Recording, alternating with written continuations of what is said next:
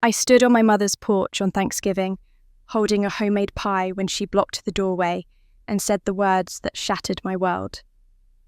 "You're not family. Get out."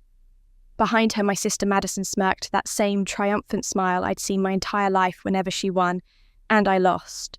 35 years of being the invisible daughter, the forgotten one. The disappointment, it all came crashing down in that moment. I turned to leave, humiliated in front of 12 relatives who wouldn't even meet my eyes. Then Madison's boyfriend called out, "Wait, what do you even do for work?" I answered honestly. The entire house went silent. Because the truth I'd been hiding wasn't what anyone expected. Not my 6-figure salary, not the 5 years of bills I'd secretly paid, and definitely not the evidence I had of everything my sister had stolen from me. What happened next destroyed my family's lies, exposed decades of manipulation, and proved that sometimes the daughter they try to erase becomes the one they can never forget. This is the story of how one Thanksgiving question unraveled 35 years of betrayal and changed everything. My name is Marissa Fuller. I'm 35 years old, and I'm the regional manager for a major healthcare technology company overseeing 40 employees across 3 states. On paper, my life looks successful. But success means nothing when the people who should love you most can't see you at all. I've spent my entire adult life building something I could be proud of, hoping that maybe, just maybe, achievement would finally make me visible to my family. It never did. I live in a modest 1-bedroom apartment in a quiet neighbourhood, the kind of place where neighbours smile and say good morning but never ask too many questions. My car is an 8-year-old sedan with a dent in the rear bumper that I've never bothered to fix. I could afford better. I could afford much better, actually. But I learned a long time ago that flaunting success only makes people uncomfortable. And in my family, I was already uncomfortable enough. Every year, I tell myself the same thing. This Thanksgiving will be different. This year, Mum will look at me the way she looks at my younger sister Madison. This year, she'll ask about my life, my work, my dreams. This year, I'll matter. And every year, I'm wrong. But I keep trying. I bake Mum's favourite pumpkin pie from scratch, using the recipe I memorised from watching her when I was 10 years old, back when she still let me help in the kitchen. I carefully select a gift, something thoughtful, that shows I pay attention to the little things she mentions in our rare phone calls. I arrive early, hoping to have a few quiet moments with her before Madison sweeps in and takes all the air out of the room. The pattern started so long ago, I can barely remember when it began. I just know it's always been this way. When I graduated college with honours, Mum didn't come to the ceremony. She was helping Madison pick out a prom dress. When I called to tell her about my first major promotion at 28, managing a team of 15 people, her response was a distracted, "Good for you, honey," followed immediately by 10 minutes of gushing about Madison's boyfriend buying her flowers. I stopped expecting equal treatment years ago. I just wanted to be seen, to be remembered, to hear my mother say my name with the same warmth she used for Madison. My Aunt Ruth, Mum's older sister, told me once, over coffee, "Honey, you don't need to prove anything to anyone. You're enough, just as you are." I wanted to believe her. But when you grow up invisible, you spend your whole life trying to become someone people can't ignore. This morning, as I reviewed quarterly reports on my laptop, an email notification popped up in the corner of my screen.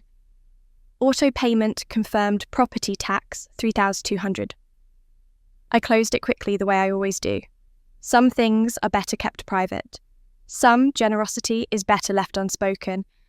I glanced at my phone sitting on the desk beside me, and my heart did that stupid, hopeful flutter it always does this time of year. Then it buzzed. I picked it up, hands suddenly unsteady. A text from Mum. Just one line. "Dinner at 3, don't be late." No happy Thanksgiving. No looking forward to seeing you. No emoji, no love you, none of the warmth. I've seen in the messages she sends Madison, the ones my sister sometimes shows me with casual cruelty. Just a command, an obligation. I stared at those 6 words for a long moment, feeling that familiar ache settle into my chest. Then I did what I always do. I typed back, "I'll be there," grabbed my keys and headed to the kitchen to check on the pie cooling on my counter. Maybe this year would be different. I should have known better. I pulled up to Mum's house at 2:45, the pie carefully secured in a carrier on my passenger seat. The old colonial looked exactly as it always did, with its neat flower beds and the wreath on the door that Mum replaced every season. Cars lined both sides of the street. The whole family was already here. My hands tightened on the steering wheel. I could still leave. I could text some excuse about feeling sick, turn the car around, and spend Thanksgiving alone with a frozen dinner and a movie. It wouldn't be the first time. But I didn't. I never did. I grabbed the pie carrier and walked up the familiar path, my heart beating harder with each step. Through the front windows, I could see movement, hear the muffled sounds of laughter and conversation. A normal family gathering, the kind I'd always wanted to be part of. I knocked, then waited. The door swung open and Madison stood there looking effortlessly perfect in a cream-coloured sweater that probably cost more than my monthly car payment. Her blonde hair fell in soft waves around her shoulders, her makeup flawless. She looked me up and down, her expression cooling by several degrees. "You actually came," she said flatly. Not "Happy Thanksgiving," not "Good to see you," just surprised that I'd shown up to a family dinner I'd been invited to. "Of course I came," I managed, holding up the pie carrier like a peace offering. "I brought Mum's favourite." Madison's eyes flicked to the carrier, then back to my face. She didn't move from the doorway. "Hope it's not as dry as last year." The comment landed exactly as she'd intended, sharp and precise. Last year's pie had been perfect. I'd watched Mum take 3 slices, but Madison had made a show of pushing hers around her plate loudly, mentioning how store-bought was sometimes better than homemade. I swallowed the retort forming in my throat. "Can I come in?" She stepped aside with theatrical reluctance. As if I were a door-to-door salesperson, she was too polite to turn away. The warmth of the house hit me immediately, along with the rich sense of turkey and stuffing and all the dishes that meant Thanksgiving. The living room opened up before me, filled with relatives scattered across the couch, and chairs, plates of appetizers on the coffee table, wine glasses catching the afternoon light. The moment I stepped inside, the conversation died. 12 faces turned toward me. Uncle James, mid-sentence, about something. Aunt Carol with a cracker halfway to her mouth. My cousins Jennifer and Blake frozen in their seats. The silence was so complete, I could hear the football game playing on the television in the corner. No one stood up, no one smiled. No one said, "Marissa, so good to see you."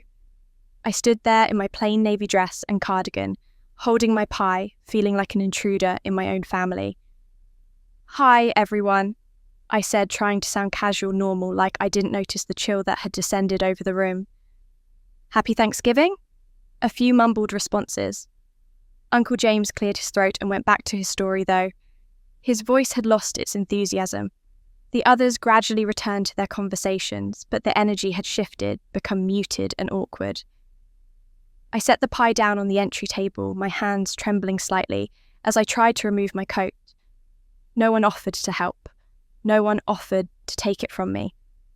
I ended up draping it over the banister myself, feeling the weight of a dozen pairs of eyes tracking my every movement. "Oh, Marissa!" Madison's voice rang out suddenly bright and performative. "Come, meet Ethan." She glided across the room to where a man stood near the fireplace, her hand immediately possessing his arm. He was tall, early 30s maybe, with dark hair and an open, friendly face. He wore a casual button-down and jeans, and unlike everyone else in the room when he looked at me, he actually smiled. A real smile. The kind that reached his eyes. "Ethan, this is my sister, Marissa," Madison said, her tone dripping with possessive pride as she introduced him as if he were a trophy she'd won. "Ethan just made partner at his law firm. Youngest in the company's history?" "Nice to meet you, Marissa." Ethan extended his hand and his grip was warm and firm. "Madison's told me a lot about you." I could only imagine what she'd said. Nothing good, that was certain. "It's nice to meet you too," I replied, meaning it, At least one person in this house was treating me like a human being. Madison's smile tightened almost imperceptibly. She pulled Ethan slightly closer to her side, a subtle claiming, "We should sit down. Dinner will be ready soon." I looked around for a place to sit. The couch was full, the armchairs occupied. There was a folding chair wedged in the corner, slightly separated from the main seating area. Of course. I moved toward it, and Madison's voice followed me. "Oh, you're staying?" The question was delivered with just enough brightness to sound innocent to anyone not paying attention. But I heard what was underneath. Surprise, annoyance, a challenge. I turned back to face her, something sharp and painful twisting in my chest. "I was invited." "Of course you were," she said quickly, her smile never wavering. "I just thought you might be busy. You're always so busy with work." Before I could respond, footsteps sounded on the stairs. Everyone's attention shifted. The conversations faded again. Mum descended slowly, one hand on the railing. She wore her good blue dress, the one she saved for holidays, and her hair was freshly styled. She looked elegant and composed, every inch the matriarch, gathering her family around her. Then she saw me. She stopped cold 3 steps from the bottom. Her expression shifted into something I'd never seen before. Not just disappointment or disapproval, something harder, colder. Her eyes locked on mine with an intensity that made my stomach drop. The room fell into absolute silence. "Marissa," she said, her voice flat and controlled. "We need to talk. Outside." The words hung in the air like a death sentence. Every eye in that room fixed on me, waiting to see what I would do. My mother's face was carved from stone, unreadable except for that cold, hard look in her eyes. "Okay." I managed my voice barely above a whisper. I followed her to the front door, acutely aware of the silence behind us. No one spoke. No one moved. The football game commentary droned on, absurdly cheerful against the tension. Mum stepped out onto the porch and I followed, pulling the door closed behind me. The November air bit through my cardigan immediately, but I barely felt it. All I could feel was the sick dread pooling in my stomach. She turned to face me, arms crossed over her chest, and I realised with a jolt that she was blocking the doorway, physically preventing me from going back inside. "Mum, what's going on?" I asked, trying to keep my voice steady. "Did I do something wrong?" "You weren't invited here today, Marissa." Her voice was flat matter-of-fact, as if she was stating the weather. "Only real family is staying for dinner." The words hit me like a physical blow. I actually took a step backward, my hand reaching out to grip the porch railing for support. "What?" I couldn't have heard her correctly. "What are you talking about? You sent me a text this morning, dinner at 3. That wasn't from me. She didn't even blink. Madison must have sent it from my phone. My mind reeled, trying to make sense of what was happening. "But I'm your daughter. I'm family. I don't understand." "Madison told me everything." Mum interrupted, her jaw tight. "I know what you've been doing." "What I've been doing?" Confusion crashed over me in waves. "Mum, I haven't been doing anything. I don't know what you're talking about."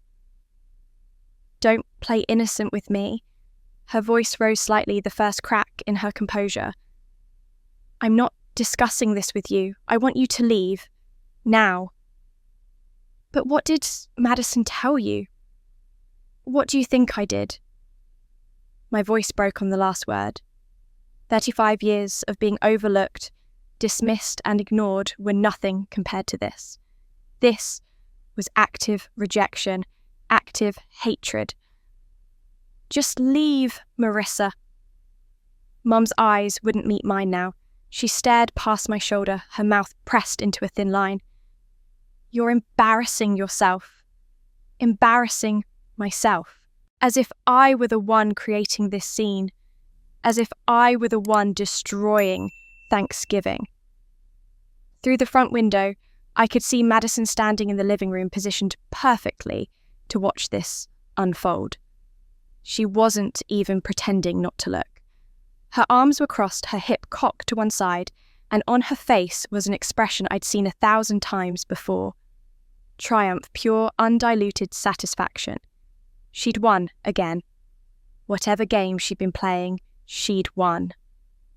"Please," I heard myself say, hating the pleading note in my voice. "Please, just tell me what I supposedly did. Let me defend myself." "There's nothing to discuss." Mum reached for the door handle. "Goodbye, Marissa." She went inside and closed the door. Not slammed it. That would have been too emotional, too honest. She simply closed it with quiet finality, and I heard the deadbolt slide into place. I stood there on the porch, frozen, unable to process what had just happened. Behind that door, my entire family was gathering for Thanksgiving, laughing, eating, celebrating, without me, because I wasn't real family. My pie sat on the porch railing where I'd set it down, forgotten. The one thing I'd brought, the one offering I'd made, left outside like trash. I picked it up with shaking hands and turned to leave. My scarf slipped from my shoulders and fell onto the wooden boards of the porch, but I didn't care. I just wanted to get away before anyone saw me cry. I was halfway down the walkway when I heard it. A small voice, high-pitched and confused. "Grandma, isn't Aunt Marissa eating with us?" I turned my head slightly and saw through the window as my cousin's 5-year-old daughter pointed toward the door.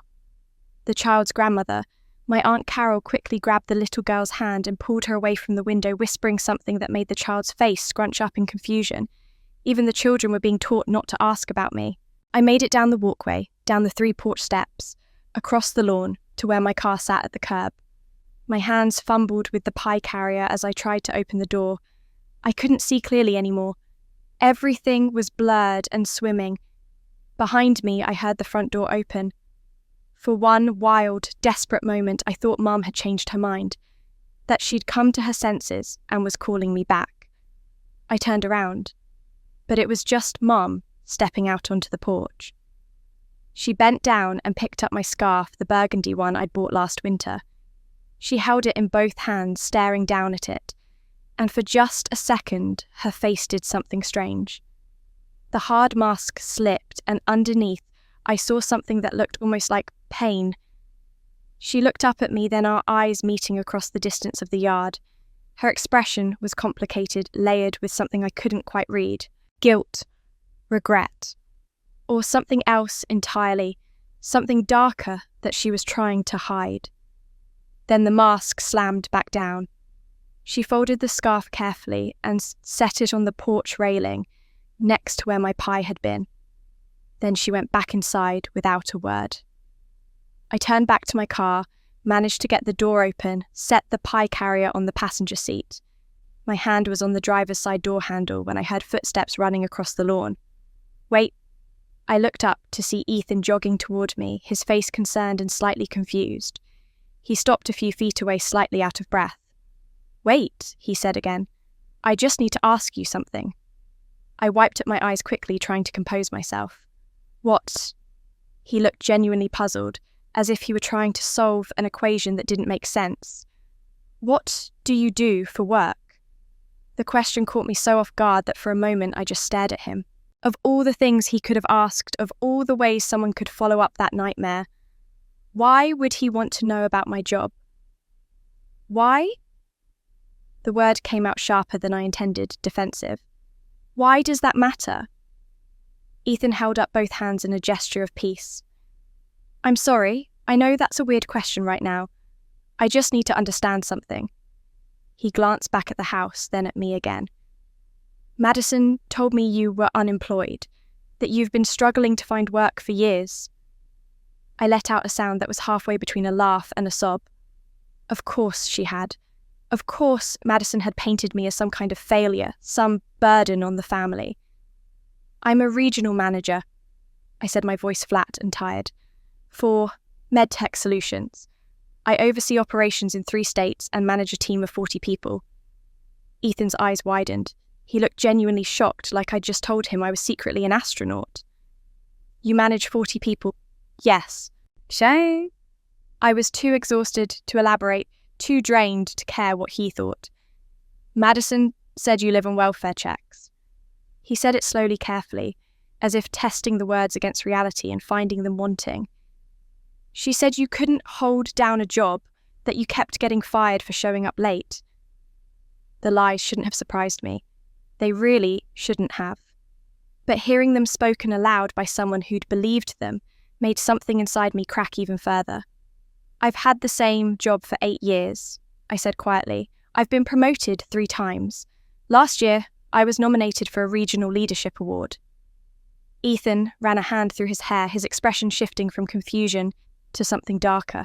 Anger, maybe, or recognition. "That wasn't right," he said finally, gesturing back toward the house. "What just happened to you? That wasn't right. I'm sorry you had to experience that."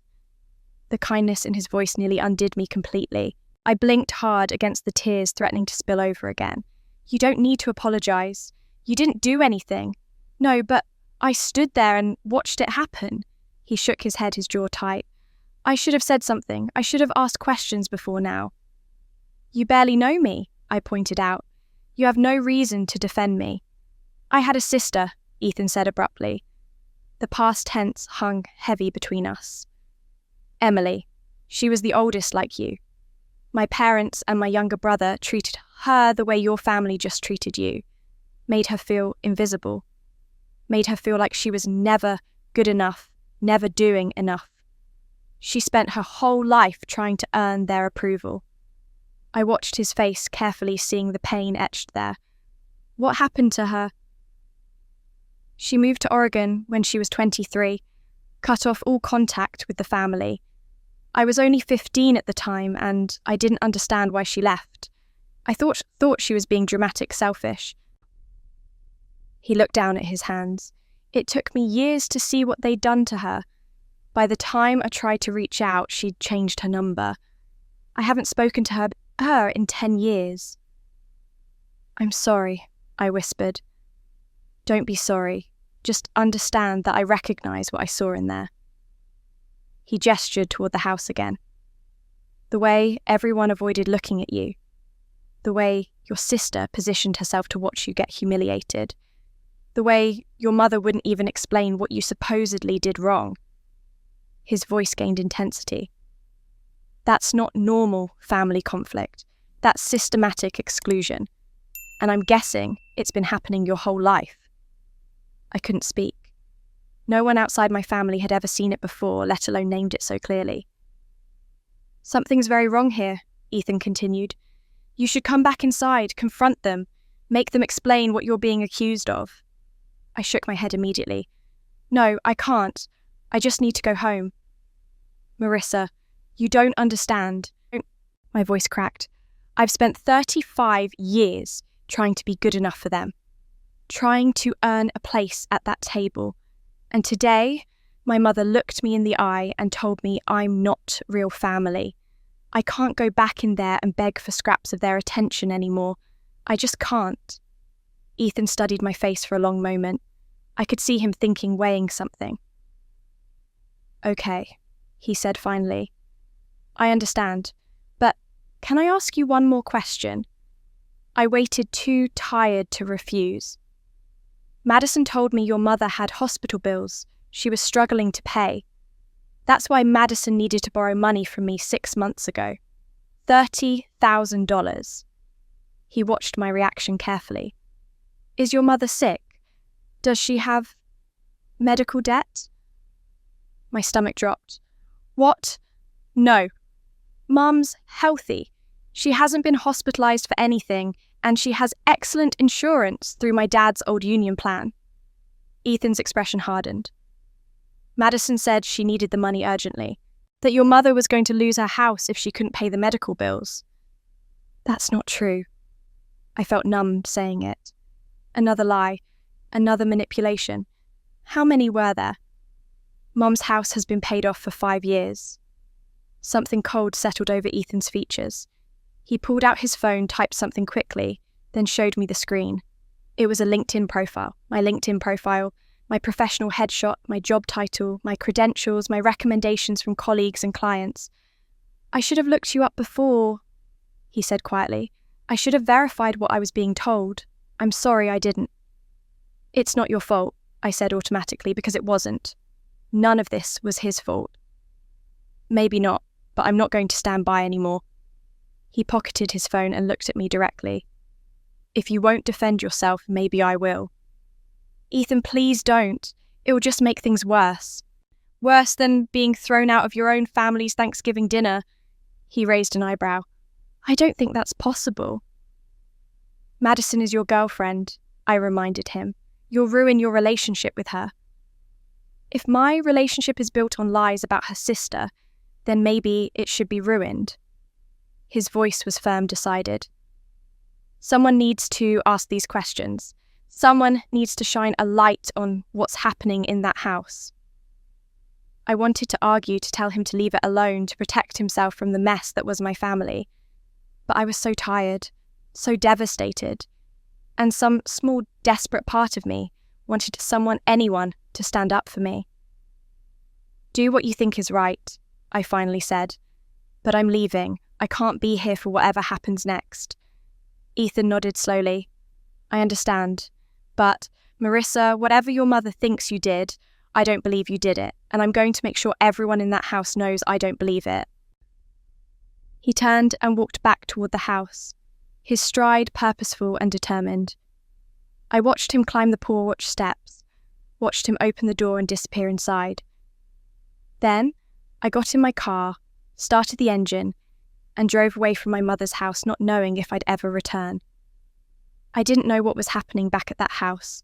As I drove through the quiet streets, my vision blurred with tears I refused to let fall.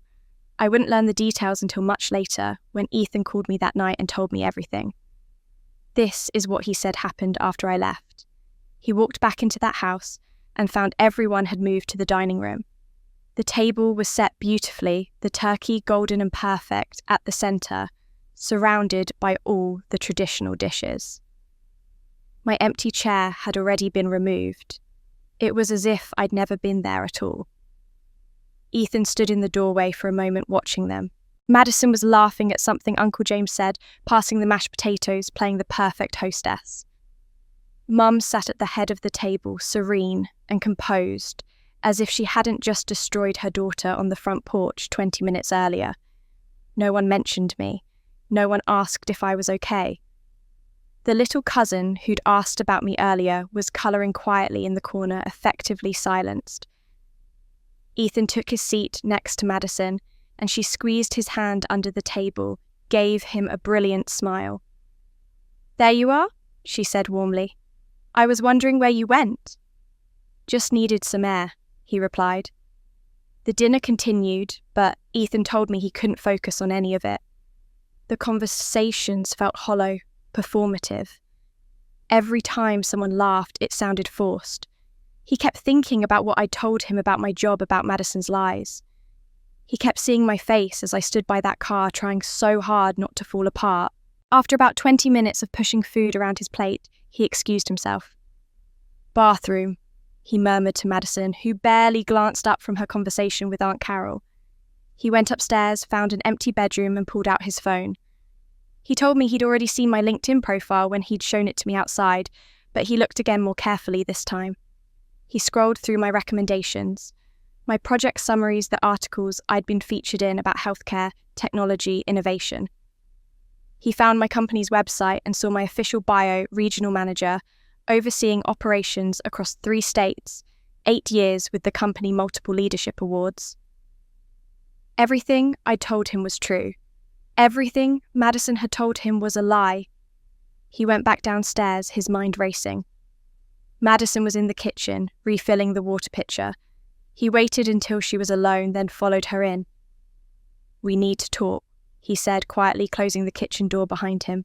Madison set down the pitcher, her expression instantly wary. "About what? About your sister?" He kept his voice level controlled. "Why did you lie about her?" The colour drained from Madison's face. "I don't know what you're talking about. You told me she was unemployed, that she lived on welfare, that she couldn't hold down a job." Ethan pulled out his phone, showed her my LinkedIn profile. "She's a regional manager in Madison. She manages 40 people. She makes more money than both of us combined, probably." Madison stared at the screen, then looked away quickly. "She exaggerates her position. It's not as impressive as she makes it sound." really, because her company's website confirms every detail. Her colleagues have written recommendations praising her leadership. There are articles about projects she's led. His voice grew harder. You didn't just exaggerate, Madison. You created an entirely fictional version of your sister. Why? You don't understand our family dynamics, Madison said, her voice rising defensively. You don't know what she's really like. Then explain it to me. Ethan crossed his arms. Explain why your mother just threw her out. Explain what she supposedly did that was so terrible. Madison opened her mouth, closed it again, her hands twisted together nervously. She's been causing problems for Mum, trying to manipulate her. Mum needed to set boundaries. What kind of problems? Financial problems. She's been trying to get access to Mum's accounts, trying to steal from her. The words came out rushed, rehearsed like a script Madison had prepared. Ethan studied her face. Is that why you needed to borrow $30,000 from me for your mother's hospital bills that don't exist? Madison went very still. What? I asked Marissa if your mother had medical debt. She said your mother is healthy and has excellent insurance. She also said your mother's house has been paid off for 5 years. Ethan's voice was quiet now, dangerously calm. So where did you tell me that money was going, Madison? I can explain that, Madison said quickly, desperately. Mom didn't want anyone to know about her medical issues. She made me promise not to tell anyone. Stop. Ethan held up a hand. Just stop lying. I can't tell what's true anymore, and honestly, I don't think you can either. Tears welled up in Madison's eyes, but they looked calculated, strategic. You're really going to believe her over me? Someone you just met today over your girlfriend? I'm not believing anyone right now, Ethan said. That's the problem, but I know what I saw out there. I saw a woman get rejected by her entire family and no one would tell her why. I saw you standing at that window watching it happen, and you looked pleased. His voice hardened. That's not someone I want to be with. Ethan, please. Madison reached for his arm, but he stepped back. Don't do this. Not today. Not in front of my family. I'm staying at a hotel tonight, he said. I need time to think, to figure out what's real and what's not. Madison's tears spilled over genuine now in their panic. You're choosing her over me. You've known her for 2 hours. I'm not choosing her, Ethan replied. He moved past Madison toward the stairs, heading up to the guest room where he'd left his overnight bag. She followed him, her voice growing louder, more desperate. If you leave, we're done. You know that, right? If you walk out that door, don't bother coming back. Ethan packed his bag in silence while Madison stood in the doorway crying and pleading. When he finished, he picked up the bag and turned to face her. I'm not choosing her, he said quietly. I'm choosing honesty. And right now, I don't think I can find that here. He walked past her down the stairs through the dining room, where the entire family had gone silent, watching this drama unfold. Mum half stood from her chair, but Ethan didn't pause. He walked straight to the front door and left. That's what Ethan told me happened. And as I sat alone in my apartment that evening eating leftover Chinese food in front of the television, I had no idea that someone had finally stood up for me. I had no idea that everything was about to change. I woke up Friday morning on my couch, still wearing yesterday's clothes, with the television playing some infomercial about kitchen gadgets. My neck ached from the awkward angle I'd slept at, and my eyes felt swollen and gritty. For a few blissful seconds, I didn't remember why I felt so terrible. Then it all came rushing back. You're not real family. I sat up slowly, my whole body heavy with exhaustion. That had nothing to do with how poorly I'd slept. My phone sat on the coffee table screen dark. Part of me wanted to check it to see if anyone had called or texted, with an explanation, an apology, anything. The rest of me knew better than to hope. I picked it up anyway. 3 missed calls from Aunt Ruth. 2 text messages from her asking if I was okay. Nothing from Mum, nothing from Madison, nothing from anyone else who'd been in that house yesterday. I set the phone back down and dragged myself to the shower, letting the hot water run over me until it started to go cold. When I finally emerged, wrapped in my bathrobe with my hair dripping, I felt marginally more human. Still broken, but functional. My laptop sat on the kitchen counter where I'd left it Wednesday night, back when I'd still believed I had a family. Back when I'd been naive enough to think this Thanksgiving might be different. I opened it to distract myself, maybe catch up on work emails, lose myself in something productive and concrete. The first thing I saw when I logged in was an email notification from LinkedIn. Someone had viewed my profile. I almost ignored it, but something made me click through. The viewer was Ethan Matthews, Madison's boyfriend, the one person who'd shown me kindness yesterday, who'd followed me to my car and asked about my work. My cursor hovered over his name. I could see from his public profile that he was indeed a lawyer like Madison had bragged, partner at a firm downtown, Harvard Law, impressive credentials. What was he doing looking at my profile at 11 o'clock on Thanksgiving night? A new email notification popped up at the top of my screen, from Ethan Matthews, sent at 2:30 in the morning. My hand shook slightly as I clicked it open. Ms. Fuller, it read formal and careful. I know this is strange, and I apologise for reaching out through your work email. I couldn't find another way to contact you after yesterday. I need to ask you something about your mother's finances. I realise this is an unusual request from someone you barely know, but some things aren't adding up, and I think you might be the only person who can help me understand. If you're willing to talk, I'd like to meet somewhere neutral. A coffee shop, maybe. I promise I'll explain why I'm asking. Ethan Matthews. I read it 3 times, trying to make sense of it. Why would Madison's boyfriend want to ask me about Mum's finances? What wasn't adding up? I should have deleted it. I should have blocked him and moved on with my life, whatever that looked like now. Instead, I found myself typing a response. Why do you want to know about my mother's finances? I hit send before I could second-guess myself, then immediately regretted it. What was I doing? This man was Madison's boyfriend. Anything I said to him would go straight back to her and then to Mum, and I'd be accused of causing more problems, spreading more lies, whatever it was they thought I'd done. But my inbox pinged again almost immediately. Because Madison told me things that don't match what you said yesterday. And after reviewing everything I know, I'm starting to think she's been lying to me about more than just your job situation. I'm not trying to cause problems for you.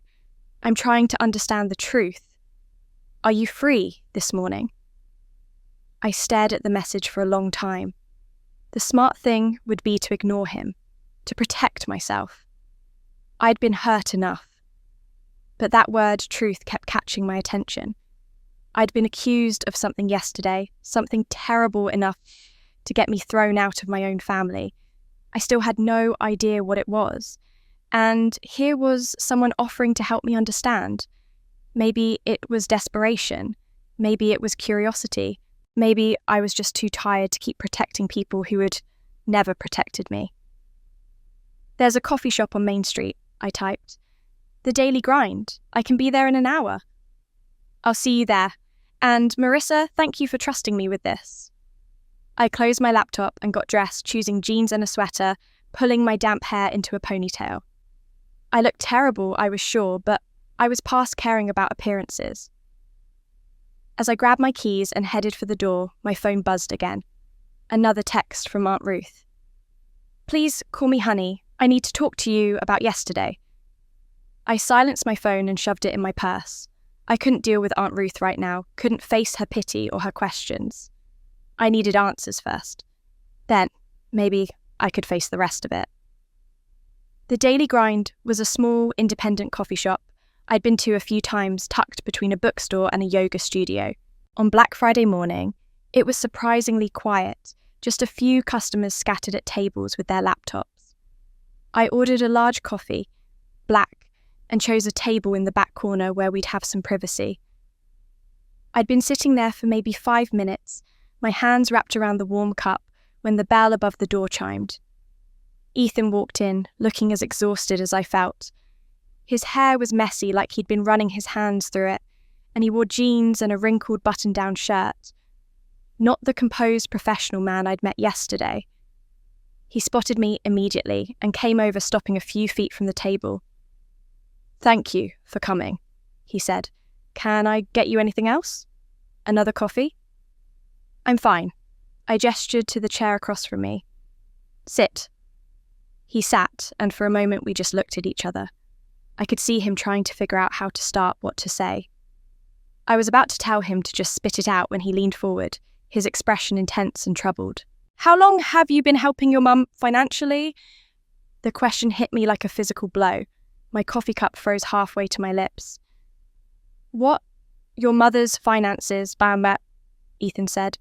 "Madison told me six months ago that your mother had massive hospital bills, that she needed $30,000 urgently or she'd lose her house. But yesterday you told me your mother is healthy and has good insurance. And Madison also told me on multiple occasions that your mother's house is paid off and that she's financially comfortable." He paused, watching my face carefully. "Those things can't all be true. So I need to know which parts are lies and which parts are real." I set my coffee cup down carefully, my hand trembling. "How do you know about that?" "About what?" Ethan leaned forward slightly. "About you helping your mother financially." I didn't say I was helping her, but my voice came out weak, unconvincing. "No, you didn't, but your face just told me I'm right." He kept his voice gentle, non-accusatory. "Marissa, I'm not trying to trap you. I'm trying to understand what's really going on. Because Madison has told me so many different stories about your family that I can't figure out what's true anymore. She said you were the problem, that you were causing trouble for your mother, but nothing adds up." I looked down at my coffee, watching the steam curl up from the surface. 5 years of keeping this secret, and now a stranger was asking me to expose it. But what did it matter anymore? What was I protecting? A family that had just disowned me. "Mum doesn't have hospital bills," I said finally. "She's never had hospital bills.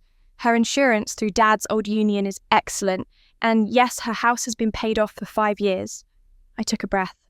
"I paid it off." Ethan went very still. "You paid off your mother's mortgage?"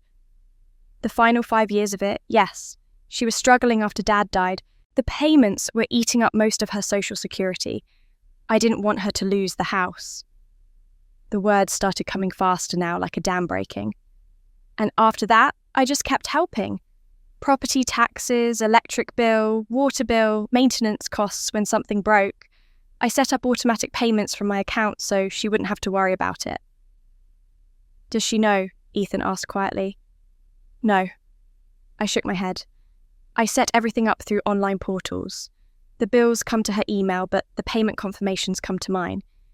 She thinks she's paying them herself, or that they're somehow taken care of through Dad's benefits or something. I never told her because I didn't want her to feel like she owed me anything. I just wanted her to be okay." "How much?" When I didn't answer immediately, Ethan pressed gently. "How much have you paid over the years?"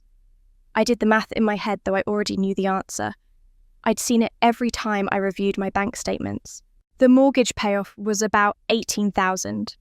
Since then, over 5 years, probably another 17 or 18,000 and in various bills and repairs. So over 35,000 total.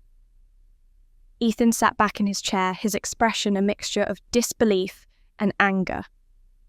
"Madison told me you were stealing from your mother, that you were trying to access her bank accounts without permission. That's why she said your mother was so upset with you." The words hit me like ice water. "What?" "She said you'd been caught trying to transfer money out of your mother's savings, that you were taking advantage of her, exploiting her trust." Ethan's jaw tightened. I didn't fully believe it even then. It didn't match the person I'd briefly met. But I had no reason to doubt Madison. "I've never touched Mom's accounts." My voice shook with anger, now cutting through the hurt. "I've never even logged into them. I wouldn't know how. I don't have her passwords or account numbers or anything." But Madison does, Ethan said slowly, like pieces were clicking into place in his mind. She has access to your mother's email. She probably has all her passwords. Madison lives with Mum, I confirmed. She moved back in 2 years ago after her last relationship ended. She said it was temporary, but she's still there. Which means she can see every email that comes in. Ethan pulled out his phone, started typing notes to himself. She could see the payment confirmations if they went to your mother's email. They don't, I said. I specifically set up the accounts to send confirmations to my email only. I didn't want Mum to accidentally see them and feel bad about accepting help. But even as I said it, a cold realization crept over me. Wait, Madison has access to the online portals too. She helps Mum with bills sometimes, or at least she used to.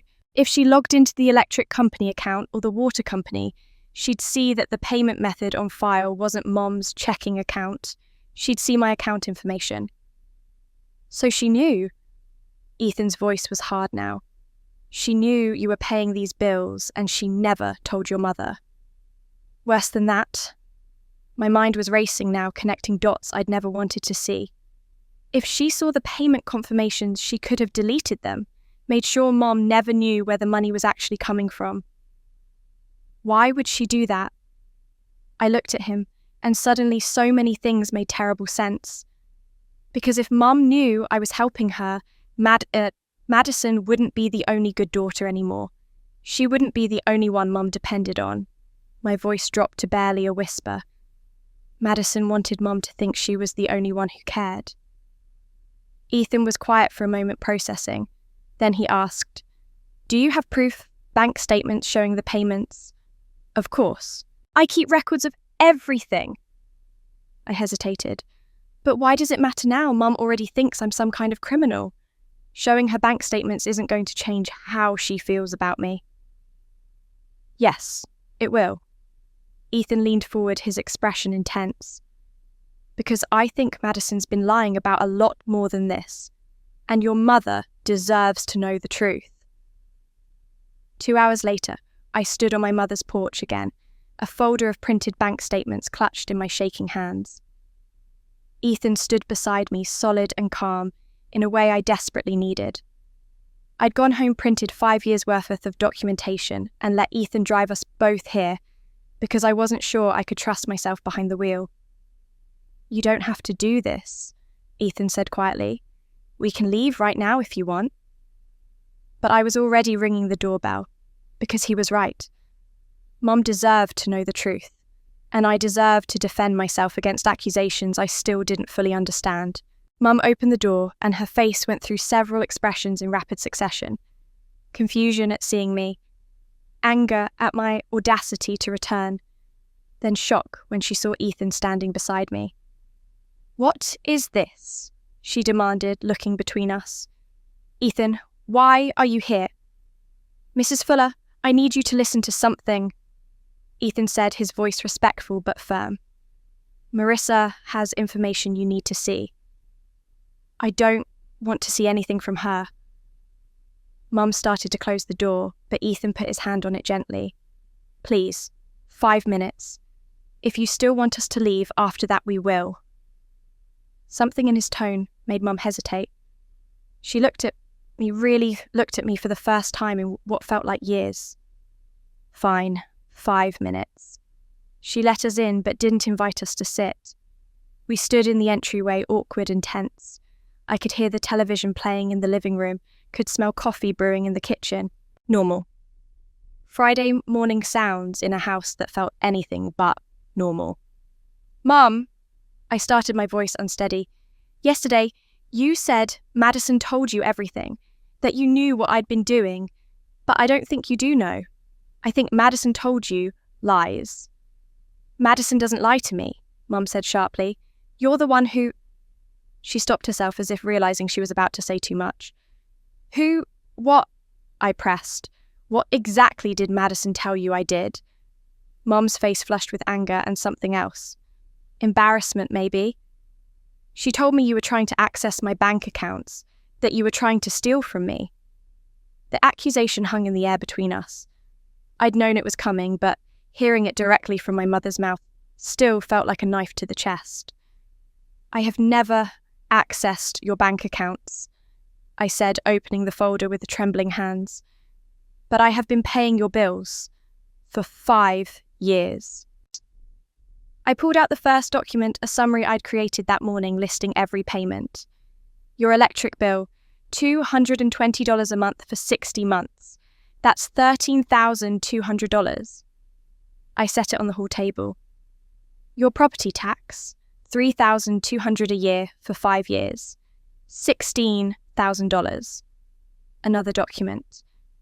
"Water bill home, repairs the new furnace 2 years ago, the roof leak last spring, $6,800 total." Mum stared at the papers like they were written in a foreign language. "What are you talking about?" "I paid off the last 5 years of your mortgage after Dad died." I continued, my voice growing stronger. $18,000. "And then I set up automatic payments for your ongoing bills so you wouldn't have to worry about them. I did it anonymously. I never wanted you to know because I didn't want you to feel like you owed me anything." "That's not possible." But Mum's voice had lost its certainty. She picked up one of the bank statements, scanned the highlighted entries. Her hand started to shake. "It's all there," Ethan said gently. "Every payment documented and confirmed. Marissa has been supporting you financially for 5 years, and you never knew because she set it up so the payment confirmations would come to her email, not yours." "But Madison said—" Mum's voice broke. She looked at me, her eyes filling with tears. "Madison said you were stealing from me. She showed me. She said someone was accessing my accounts." "Madison has access to your accounts?" I said. "She lives here. She knows your passwords. If anyone was looking at your accounts without permission, it was her, not me." Mum sank down onto the bottom step of the staircase, still holding the bank statement. "You did all this? Why didn't I know?" "Because Madison deleted the evidence," Ethan said.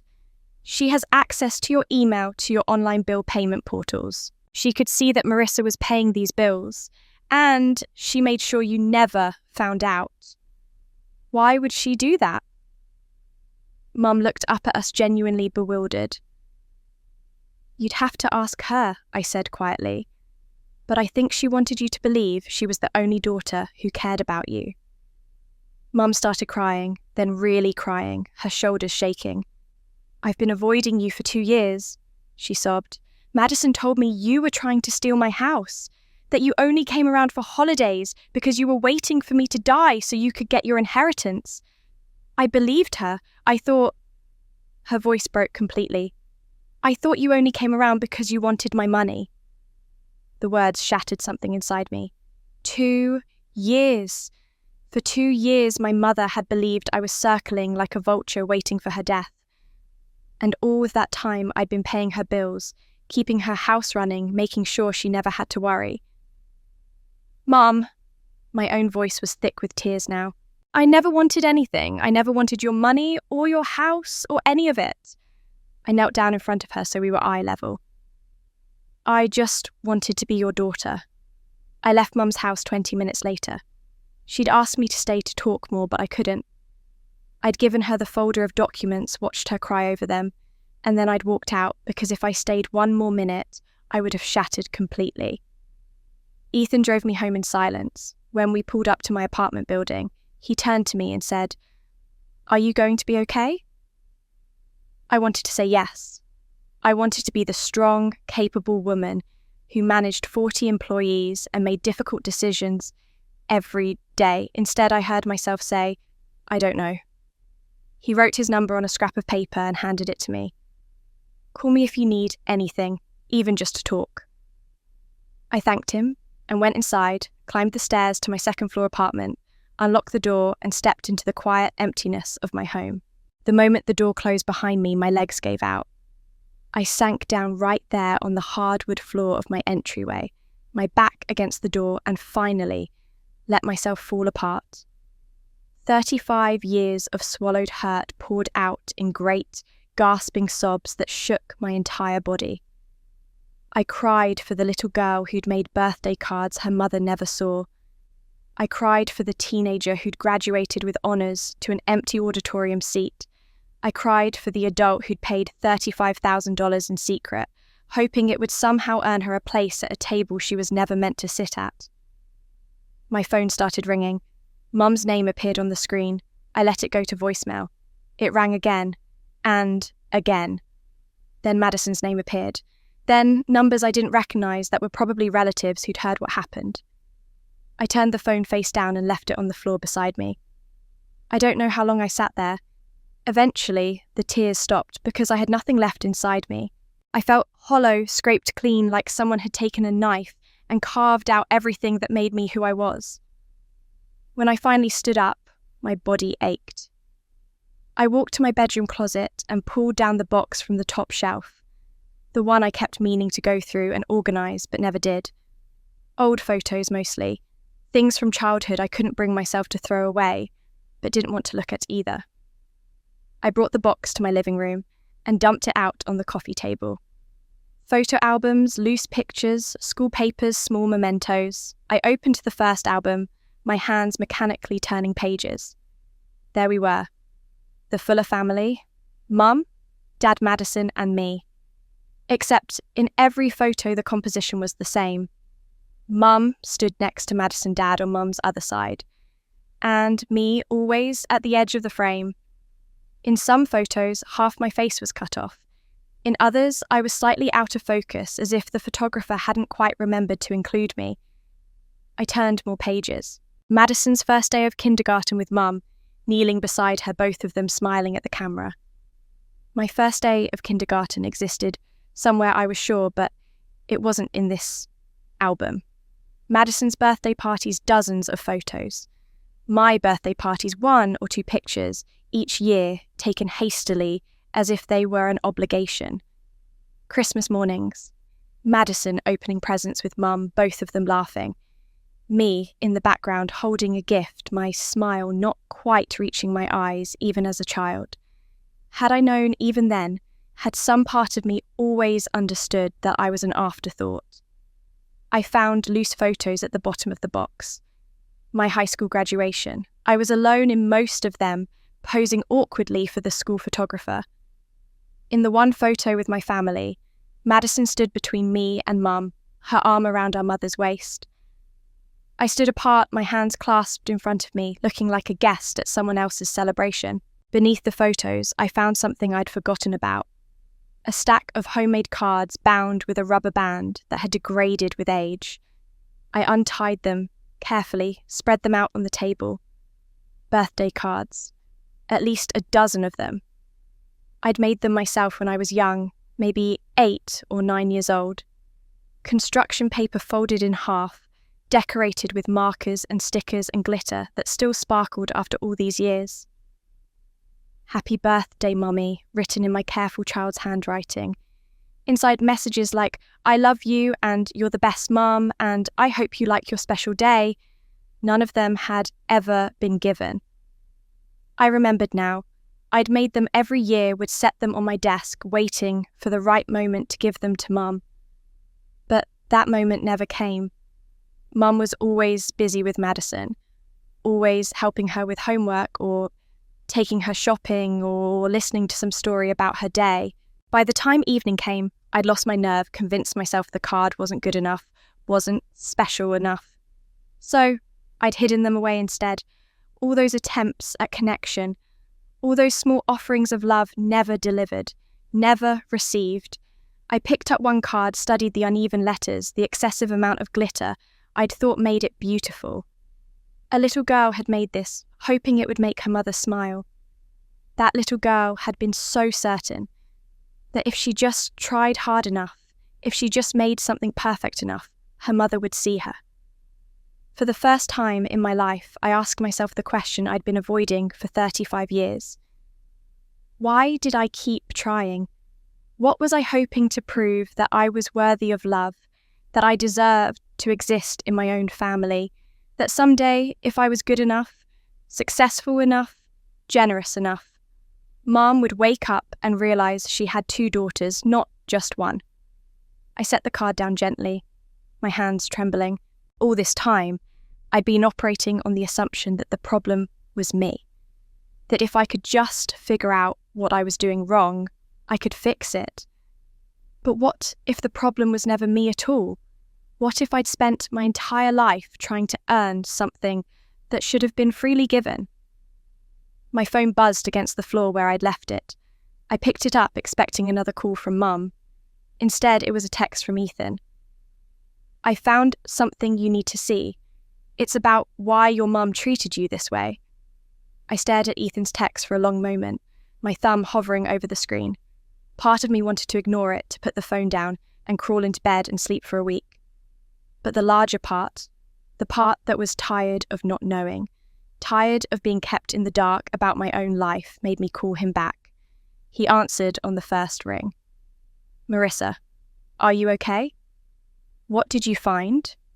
I asked, skipping past pleasantries. I didn't have the energy for them. Madison called me. His voice was tight, controlled. About an hour ago, she was drunk. Very drunk, and she was angry.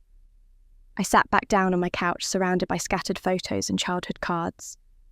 What did she say? She blamed me for ruining everything, said everything was fine until I interfered. Ethan paused, and I could hear him moving, maybe pacing. She was incoherent at first, just yelling and crying, but then she started saying things that didn't make sense, things I think you need to hear. Tell me. My voice came out steadier than I felt. She said, Mom owes me. After everything I did to protect her, she owes me. Ethan spoke slowly, like he was trying to get the words exactly right. I asked her what your mum owed her for. She said, for keeping her guilt under control, for making sure she didn't fall apart every time she looked at Marissa. The words hit me like cold water. What does that mean? I don't know. That's when I started recording the call. Let me play it for you. There was a rustling sound, then I heard Madison's voice slurred and raw with emotion. The quality was tinny like speakerphone, but clear enough. You don't understand, Madison was saying. You don't understand what it was like growing up in that house. Marissa was always the one Mum felt guilty about, always. Every time Mum looked at her, I could see it in her eyes. This horrible, crushing guilt that made Mum want to run away. Guilty about what? That was Ethan's voice, calm and measured. About not loving her. Madison's voice broke on a sob. About not being able to love her the way a mother should. About failing her from the very beginning. And I made sure Mum remembered that guilt every single day, because as long as Mum felt guilty about Marissa, she wouldn't look at me and see my flaws. She'd be too busy trying to make up for failing one daughter to notice she was overcompensating with the other. My hand pressed against my mouth. I felt sick. So you manipulated your mother's guilt? Ethan asked in the recording. I reminded her of it, Madison shouted. There's a difference. I just brought up little things. How Marissa never called enough. How Marissa didn't seem to care about family. How Marissa was always so independent, like she didn't need us. And Mum would agree and she'd feel guilty and then she'd do something nice for me to make herself feel better. It was perfect. It worked for years. Until now, Ethan said quietly. Until you... Madison's voice turned venomous. You had to go digging. You had to question everything. Marissa was always the one who was supposed to be invisible. That was the deal. Mum failed her, so Mum overcompensated with me and everyone was fine with it. Everyone accepted it. But you couldn't leave it alone. What truth were you protecting your mother from? Ethan pressed. There was a long pause in the recording. Then Madison spoke again, and her voice had changed. The anger was gone, replaced by something that sounded almost sober, almost calculating. I shouldn't have said that. Forget I said that. Madison, what truth? You know what? This is your fault. All of it. You came into our family and ruined everything. I hope you're happy. There was a clicking sound, then silence. She hung up. Ethan said, his voice live again, not recorded. I tried calling back, but She didn't answer. I sat in my dark living room, the phone pressed to my ear, trying to process what I'd just heard. My sister had spent our entire lives weaponizing our mother's guilt. She deliberately kept Mum feeling terrible about me so that she could maintain her position as the golden child. Marissa. Ethan's voice pulled me back. Are you still there? Yeah. My voice sounded hollow even to my own ears. I'm here. There's something else. Something she said that I can't stop thinking about. He took a breath. She said protecting your mother from the truth. What truth could she be talking about? What could be so significant that Madison's been using it to manipulate your mother for years? I thought about my mother's face earlier today when she'd seen those bank statements. The shock, the devastation, the way she'd said she'd been avoiding me for 2 years because she thought I was trying to steal from her. 2 years. Madison had told those lies 2 years ago. What else had happened 2 years ago? I don't know, I admitted. But whatever it is, Madison's been holding it over Mum's head, using it as leverage. Your mother needs to know about this call, Ethan said. She needs to understand how deeply Madison's been manipulating her. I know. But the thought of going back to that house, of confronting Mum again, of exposing even more of the ugly truth felt overwhelming. I just need time to process this. Of course, take all the time you need. Ethan hesitated. Marissa, for what it's worth, I'm sorry. I'm sorry you've lived with this your whole life. I'm sorry no one saw it sooner. It's not your fault, I said automatically. Maybe not, but I'm still sorry. He paused again. There's one more thing. Madison mentioned something about your mother failing you from the very beginning. Do you know what she meant by that? I looked around my living room at the scattered evidence of a childhood spent begging for attention, at the birthday cards that were never given, at the photos where I was always on the edge, always half visible, always just out of frame. No, I said quietly, but I think I need to find out. After we hung up, I sat in the darkness for a long time. My phone buzzed with another text from Ethan, just 2 words. Call Ruth. Aunt Ruth, Mum's older sister. The one who'd told me years ago that I didn't need to prove anything to anyone. The one who'd been texting me all day, asking if I was okay. If anyone knew the truth about why my mother had failed me from the very beginning, it would be her. I looked at the time, nearly midnight, but some conversations couldn't wait. I pulled up Aunt Ruth's number and pressed call. She answered on the second ring. Marissa, honey, are you all right? Aunt Ruth? I said, my voice shaking. I need you to tell me something, and I need you to tell me the truth. Of course, sweetheart. Anything. I took a deep breath. Why couldn't Mum love me? There was a long pause on the other end of the line. I could hear Aunt Ruth breathing, could almost feel her weighing her response. Oh, honey, she finally said, her voice heavy with sorrow. I've been waiting for you to ask me that for years. Your mother made me promise never to tell you, but I think that promise has done more harm than good. She paused. Can you come over? This isn't a conversation for the phone. 20 minutes later, I was sitting in Aunt Ruth's small living room, a cup of chamomile tea cooling in my hands. She sat across from me in her worn armchair, the lamplight casting soft shadows across her face. She looked older than I remembered, tired, like she'd been carrying a weight for too long. Your mother loves you, she began, and I must have made a sound because she held up her hand. I know that's hard to believe right now. I know what you've lived through. But I need you to understand that her failure to show that love doesn't mean it doesn't exist. It means she's broken in a way she never learned how to fix. Tell me, I said simply. Aunt Ruth took a sip of her own tea, gathering her thoughts. When you were born, your mother suffered from severe postpartum depression. Not the mild kind that resolves in a few weeks. The kind that lasted for 2 years. I set my cup down carefully on the side table. I didn't know that. No one talks about it. Your mother certainly never has. But I was there, Marissa. I watched my sister disappear into this dark place after you were born.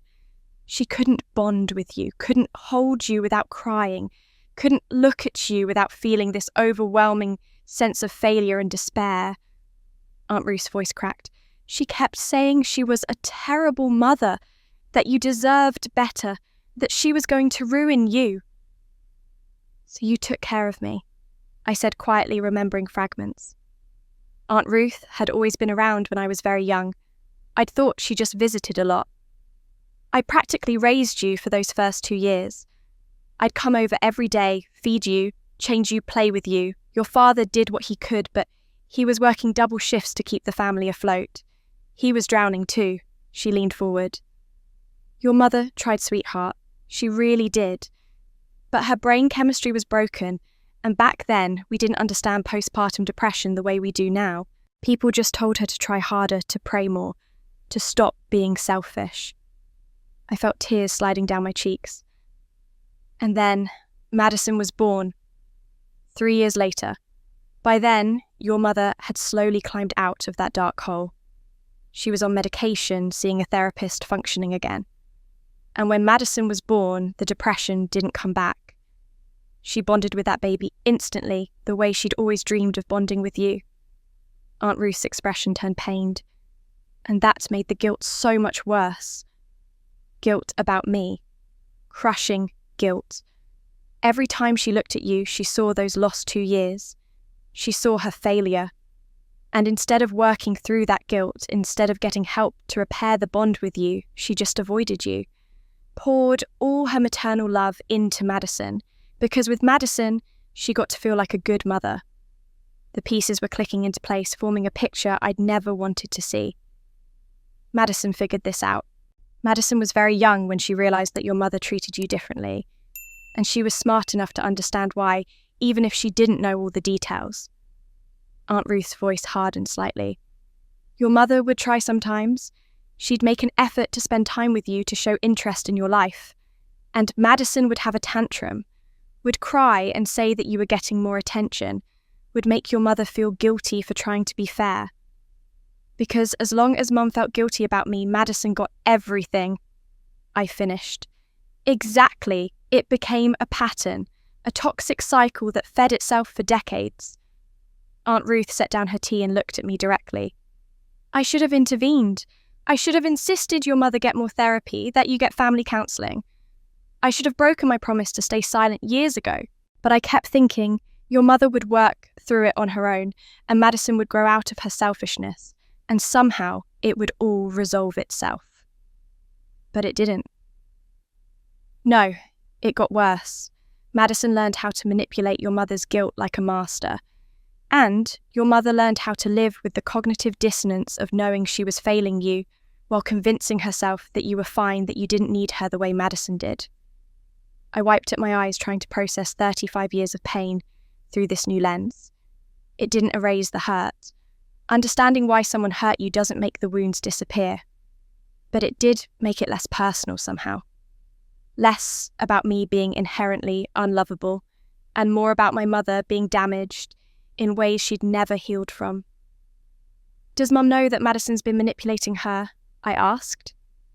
I don't think she's ever fully admitted it to herself. It's easier to believe Madison needs her more than to face the fact that she's been played. Aunt Ruth stood up, slowly walked over to a bookshelf and pulled down a manila envelope that looked old and worn. But there's something else you need to know.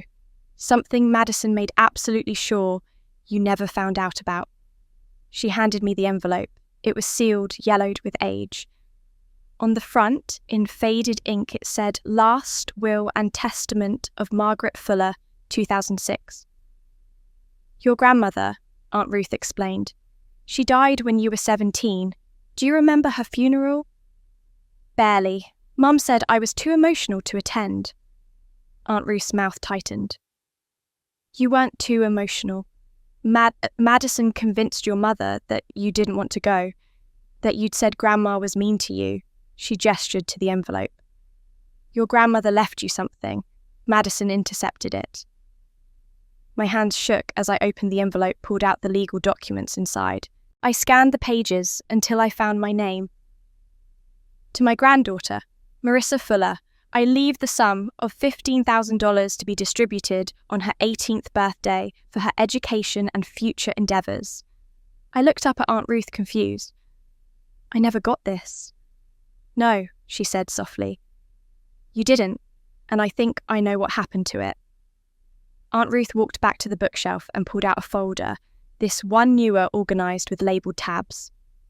After your grandmother died, I was the executor of her estate. I made sure all the provisions were followed, including the $15,000 designated for you. She sat back down and opened the folder, pulling out photocopied bank records. The money was transferred to your mother's account with explicit instructions that it be given to you on your 18th birthday. That was August 2007. She handed me the first document. Here's the transfer receipt. $15,000 earmarked for Marissa Fuller Education Fund. I stared at the numbers at my grandmother's signature at the bottom, authorising the bequest. $15,000. When I was 18, that would have paid for my entire first year of college. Would have meant I didn't have to work 2 part-time jobs while carrying a full course load. I never got this, son, I said, my voice hollow. When I turned 18, Mum didn't say anything about it.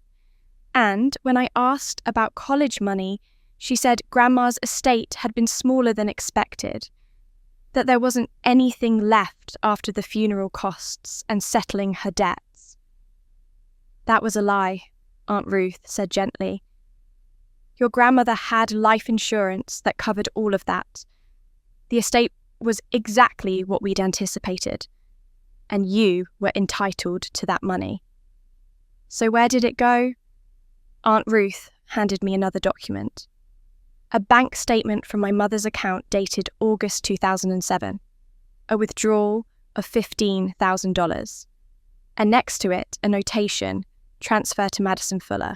The room tilted slightly. I gripped the arm of the couch to steady myself. Madison took my inheritance. Your mother gave it to Madison, Aunt Ruth corrected carefully. But yes, that's what happened to your money. Why would Mum do that? But even as I asked, I knew the answer. The guilt, the endless, crushing guilt that Madison had weaponized so effectively. Aunt Ruth pulled out a printed email, the paper old and slightly faded. Madison sent this to your mother 3 days before your 18th birthday. I found it later when I was helping your mum organise her old email account. She'd saved it. I took the email and read it. The sender was Madison, the subject line. Thank you for believing in me. Dear Mum, it began. I just wanted to thank you again for agreeing to help with my study abroad programme. I know it's a lot of money, but this opportunity to spend a semester in France will change my life.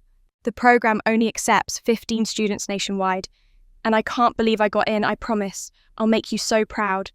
I'll pay you back as soon as I can, I swear. You're the best mum in the world. Love, Madison. I looked up at Aunt Ruth. She went to France. No, Aunt Ruth said flatly. She never went on any study abroad programme. I checked with her college. She was enrolled full-time on campus that entire semester. Then where did the money go? Aunt Ruth pulled out credit card statements, highlighting certain charges. Shopping sprees, a trip to Miami with her friends, a new car stereo system, expensive dinners and bars. She burned through your $15,000 in less than 6 months. My hands were shaking now, the papers rattling between my fingers. And she never paid it back. She never intended to, and your mother never asked her to. Aunt Ruth's voice was heavy with regret. I confronted your mother about it a year later when I realised you didn't know about the inheritance. She broke down, admitted what she'd done, said Madison had been so upset about you getting all this attention from me when you were little, said Madison felt like she'd been cheated out of a mother during those years, said Madison deserved this chance. I deserved that money, I said, my voice barely above a whisper. Grandma left it specifically for me. Yes, you did. And I told your mother that I begged her to tell you the truth to make it right somehow. But she was so wrapped up in her guilt, so convinced that she owed Madison something that she couldn't see how wrong it was. Aunt Ruth reached out and took my hand. Madison framed it perfectly. She told your mother you gave Marissa all those years with Aunt Ruth. You were her mother then. You owe me this. I pulled my hand back, stood up, started pacing.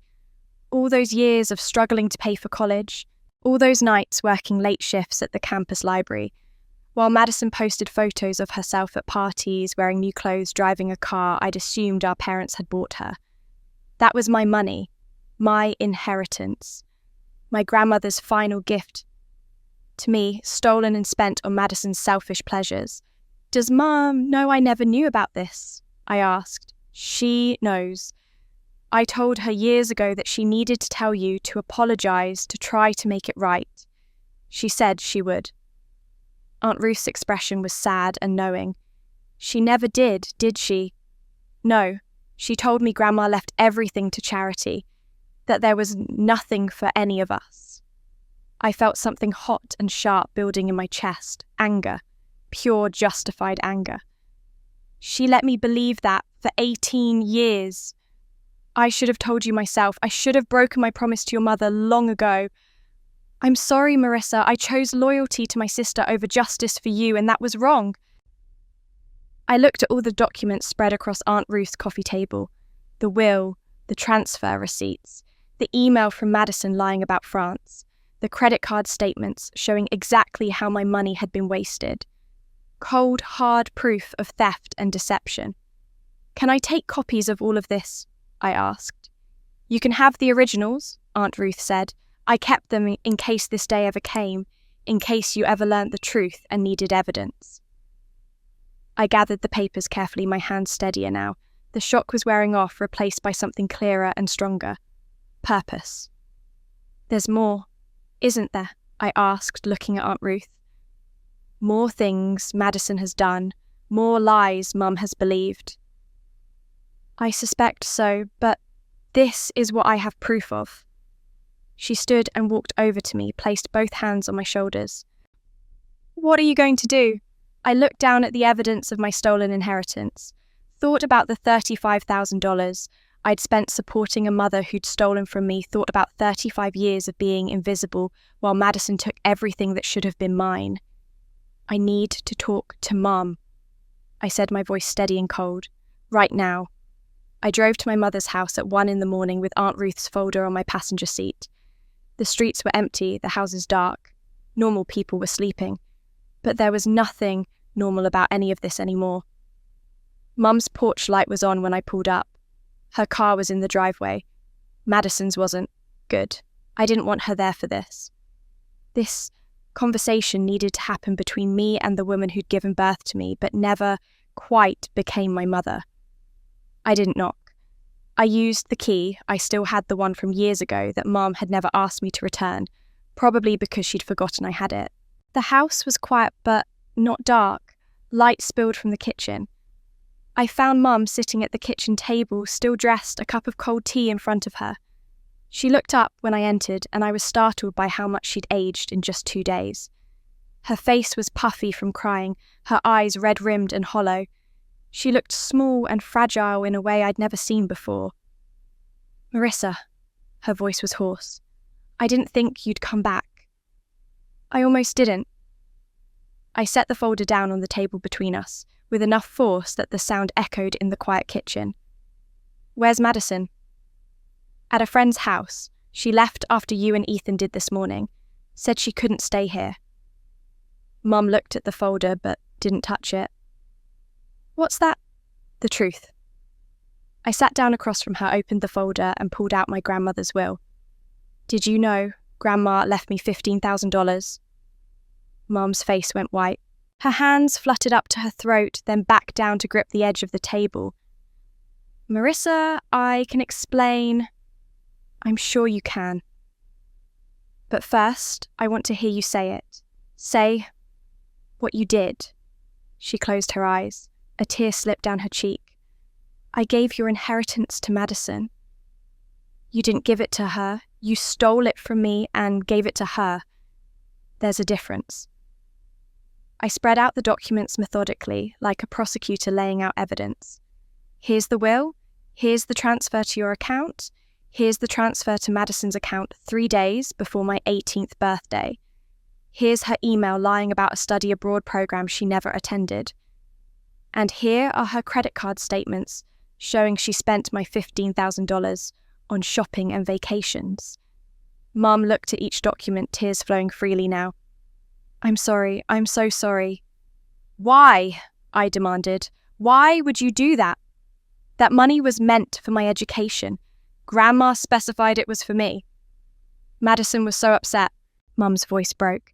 She said it wasn't fair that you got all that time with Aunt Ruth when you were little, that you got a relationship with your aunt that she never had. She said I owed her for all the years she didn't have me fully present because I was dealing with my guilt about you. So you gave her my inheritance as payment. The anger in my voice was ice cold now. You let her manipulate you into stealing from your own daughter. I know it was wrong. Mum covered her face with her hands. I know, but every time I looked at you, Marissa, I saw my failure. I saw those 2 years after you were born when I couldn't be a mother to you, when I couldn't hold you or love you the way I should have, and the guilt was so crushing I could barely breathe. So you avoided me instead of dealing with it? Yes. She lowered her hands, met my eyes. Madison convinced me you didn't care, that you were fine without us. She'd tell me things you supposedly said, complaints about how I was never good enough for you. And I believed her because it was easier than facing the truth. What truth? I asked, though I already knew. That I destroyed our relationship myself. That my depression after your birth created a wound I never tried to heal. That every day I chose Madison over you, I was making the problem worse. She reached across the table toward me, but I pulled back. I saw what I wanted to see. Madison told me you were cold and distant, and I believed it because then your distance was your fault, not mine. I sat back in my chair looking at this woman who'd given me life but never really given me love. Is this what you really wanted? I asked quietly. To give everything to her and nothing to me. Was that the plan? No, God no. I wanted to fix it. I've wanted to fix it for years, but I didn't know how, and the longer it went on, the more impossible it seemed. Mum's voice rose with desperation. Every time I tried to reach out to you, Madison would have a crisis, would need me urgently, would remind me of how I'd failed you already and how I couldn't fail her too, and I'd back down because it was easier than fighting. Easier than being my mother. Yes. The admission came out as a sob. I'm a coward, Marissa. I've been a coward your entire life, and you deserved so much better. I looked at her crying across the table, this broken woman, who'd broken me in turn, and I felt something shift inside my chest. Not forgiveness, not even understanding, really. Just a terrible, aching clarity about who we were to each other. I can't forgive you right now. I said, my voice steady despite the tears on my own cheeks. I can't pretend that an explanation makes any of this okay. You had choices. Every day for 35 years you had choices, and you chose her every time. I know. I need space. Real space. Not the space where I stay away and you feel relieved. Space where you don't call me, don't text me, don't ask Ruth about me. Space where you sit with what you've done and what you've lost. Mum's face crumpled. How long? I don't know. Maybe forever. Maybe until I can look at you without feeling this. I gestured at my chest at the raw wound that had been ripped open and exposed. I'm leaving now. Don't follow me. Don't contact me. I stood up, gathered the documents back into the folder. This was mine. This evidence of betrayal was mine to keep. As I turned toward the door, Mum's hand shot out and grabbed mine. Her grip was surprisingly strong. Wait, she gasped. Please, before you go, there's one more thing you don't know about Madison, something that might help you understand. I looked down at her hand on mine, the first time she touched me with urgency in decades. What could possibly help me understand why she is the way she is? Why she's been so desperate to keep me from loving you? Mum's eyes were wild, now terrified. I should have told you years ago. But Madison begged me not to, and I was too weak to refuse her. I stood there, my hand still in my mother's desperate grip, torn between walking out and hearing what she had to say. Part of me didn't want to know, didn't want another layer of complexity added to this nightmare. But the part of me that had spent 35 years trying to understand why I was invisible won out. You have 5 minutes, I said, sitting back down but pulling my hand free. Mum took a shaky breath, wiped at her eyes. When Madison was 17, she had what I thought was a nervous breakdown. She stopped eating, stopped sleeping. She'd have panic attacks in the middle of the night, screaming that everyone was going to leave her, that she was going to disappear and no one would notice. I stayed silent, waiting. I took her to a therapist, several therapists actually. The one who finally helped diagnosed her with severe abandonment anxiety disorder. Mum's voice was barely above a whisper. The therapist said it likely stemmed from her early childhood, from sensing that I'd given you to Ruth those first 2 years. Even though Madison wasn't born yet, she somehow absorbed the family trauma. She grew up in a house where abandonment had already happened, and she lived in constant terror that it would happen to her. So she made sure it happened to me instead, I said flatly. The therapist explained it differently. She said Madison genuinely believed that if I ever loved you the way I loved her, she would cease to exist. Not metaphorically. She actually believed she would disappear, that there wasn't enough love for both of you. Mum twisted her hands together. Every act of kindness I showed you felt like a direct threat to her survival.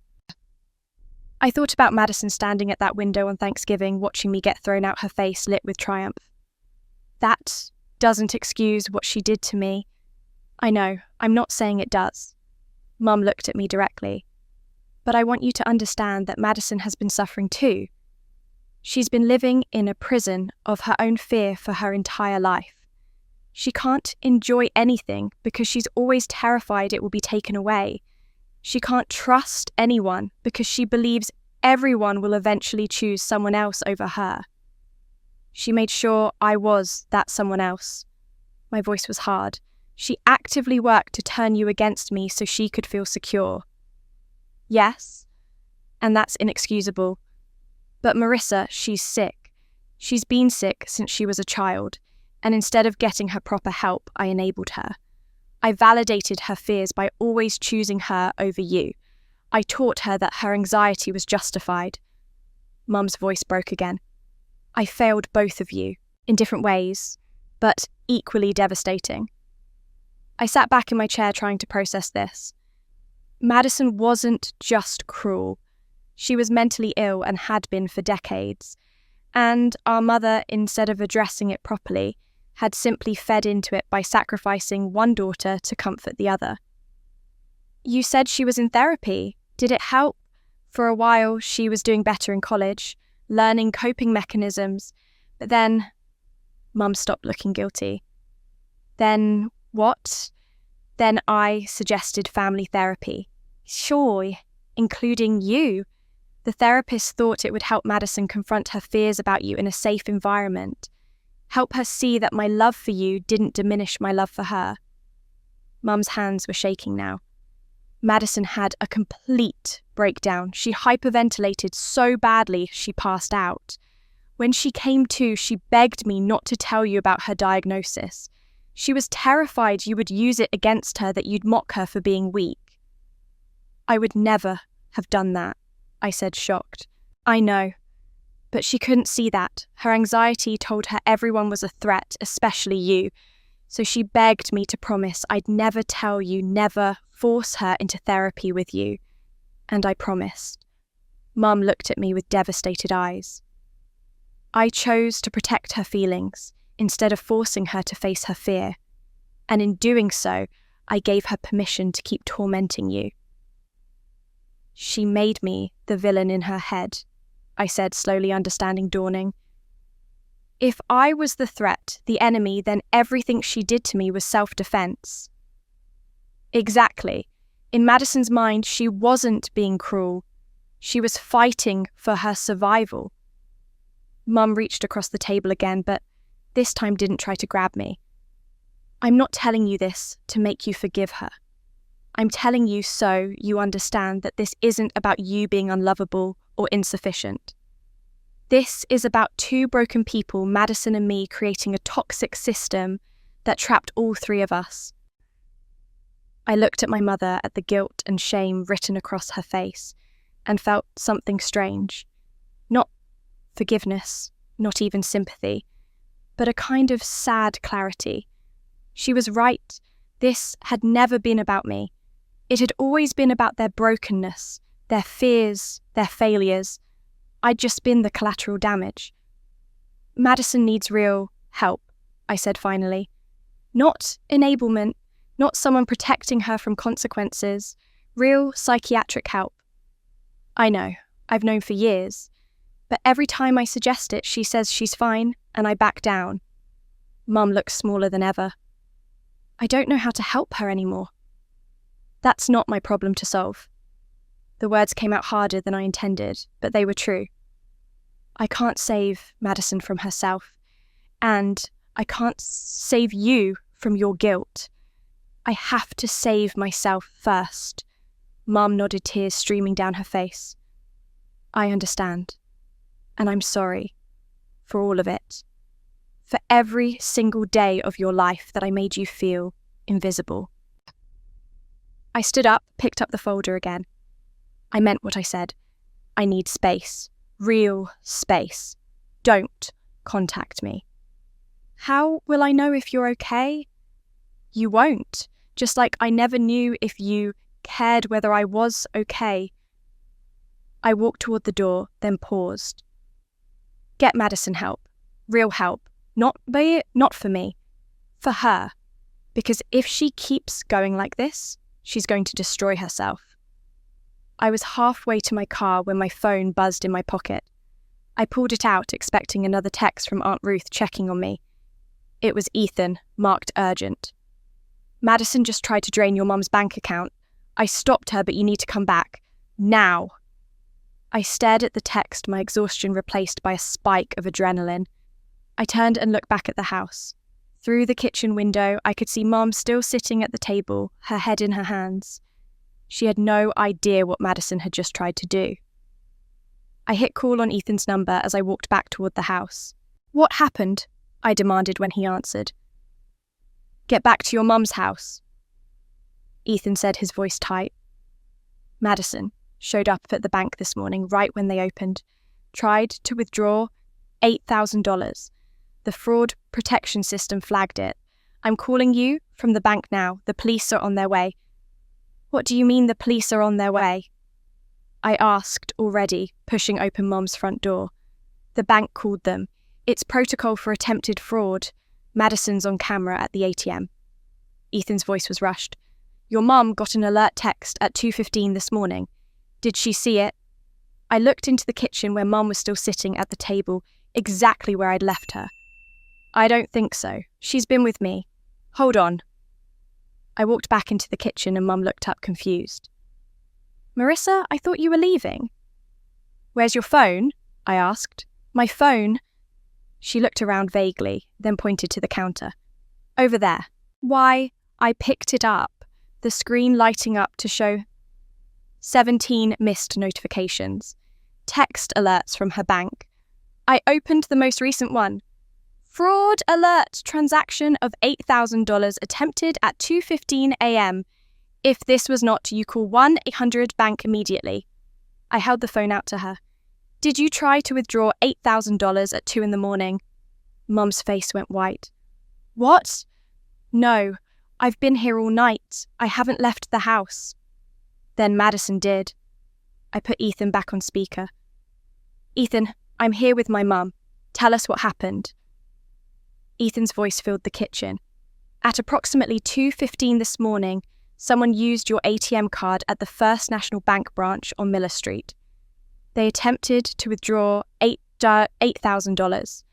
The transaction was flagged because it exceeded your daily withdrawal limit and occurred at an unusual hour. The bank's automated system sent you a text alert and temporarily froze the account. Mum stood up slowly, gripping the edge of the table. I don't understand. My card is in my purse. Can you check? I asked. She hurried to the hallway where her purse hung on a hook, came back with her wallet. She opened it, flipped through the card slots. It's gone. My ATM card is gone. Madison has access to this house, I said. She could have taken it any time. When the transaction was flagged, the bank reviewed the ATM security footage. Ethan continued. They identified Madison. I saw the video myself just now. It's definitely her. Mum sank back into her chair, her face grey. No, she wouldn't. She's been struggling, but she wouldn't steal from me. She already stole from me, I reminded her. She took my $15,000. Why wouldn't she take yours too? The bank called me as the secondary account holder, Ethan explained. I went down there immediately. They filed a police report. Officers should be arriving at your house any minute to take your statement. As if on cue, there was a knock at the door. Hard, official. The kind of knock that meant business. I went to answer it. 2 police officers stood on the porch, one older with grey hair, one younger with a notebook already in hand. We're looking for Mrs. Fuller, the older one said. We need to speak with her about a suspected fraud incident. I let them in, led them to the kitchen where Mum sat looking shell-shocked. They introduced themselves as Officers Martinez and Chen asked if they could sit down. Mum nodded mutely. Mrs. Fuller, we understand there was an attempt to access your bank account without authorization this morning, Officer Martinez began. Can you tell us if you made any ATM withdrawals between midnight and 3 a.m? No, Mum whispered. I've been home all night. Is your ATM card in your possession? No, it's missing from my wallet. Officer Chen made a note. When did you last see it? I don't know. I haven't used it in several days. Maybe a week. Mum's hands twisted together in her lap. My daughter lives here with me.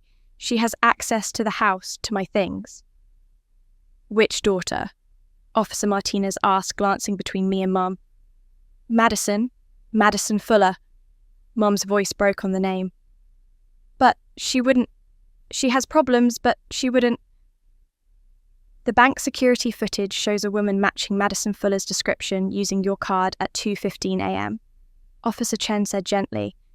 She entered a PIN code successfully and attempted to withdraw $8,000. The transaction was declined due to daily limits and fraud protection.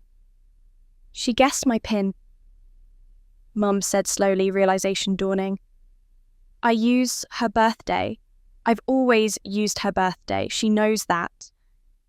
So you're saying your daughter Madison had unauthorized access to your card and knew your PIN code? Officer Martinez clarified. Yes, but I gave her the PIN. Years ago, in case of emergencies.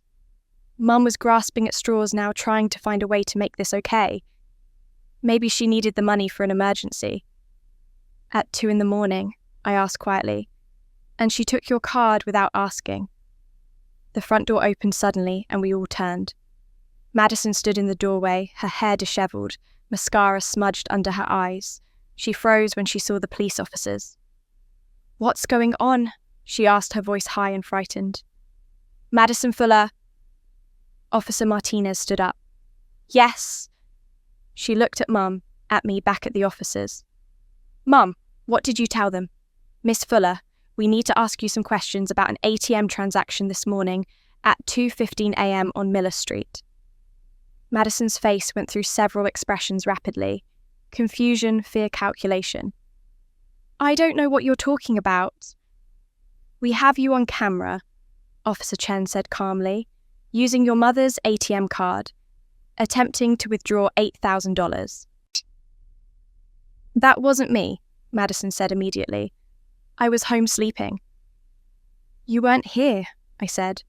Mom said you left after Ethan and I came by yesterday morning. You've been gone ever since. Madison's eyes darted to me filled with hatred. You're doing this. You're trying to frame me because you're jealous. Miss Fuller, I'm going to need you to come down to the station with us, Officer Martinez said. We need to take your statement and clarify some inconsistencies. Mom! Madison's voice rose to a near shriek.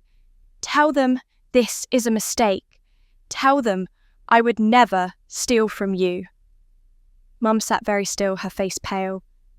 She looked at Madison, then at the officers, then at me. I saw the war playing out behind her eyes, the instinct to protect Madison, to make excuses to save her daughter from consequences, against the reality that Madison had committed a crime. Mrs. Fuller, Officer Martinez said gently, do you want to press charges against your daughter for unauthorized access to your financial accounts? The question hung in the air. Madison's breathing was ragged, panicked. I held my breath. Mum looked at Madison for a long moment.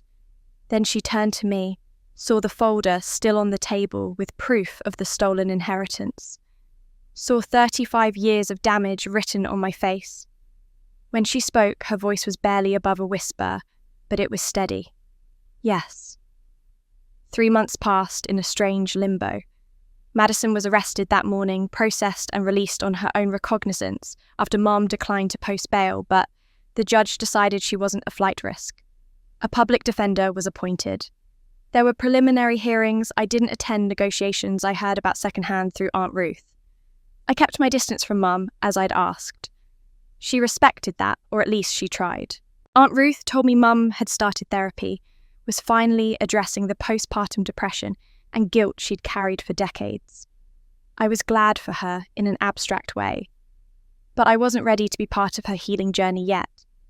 I focused on my own healing instead, found a therapist who specialized in family trauma, started working through 35 years of accumulated pain. Some days were better than others. Some days I could think about my childhood without feeling that crushing weight on my chest. Other days I cried for hours. The family gossip mill worked overtime.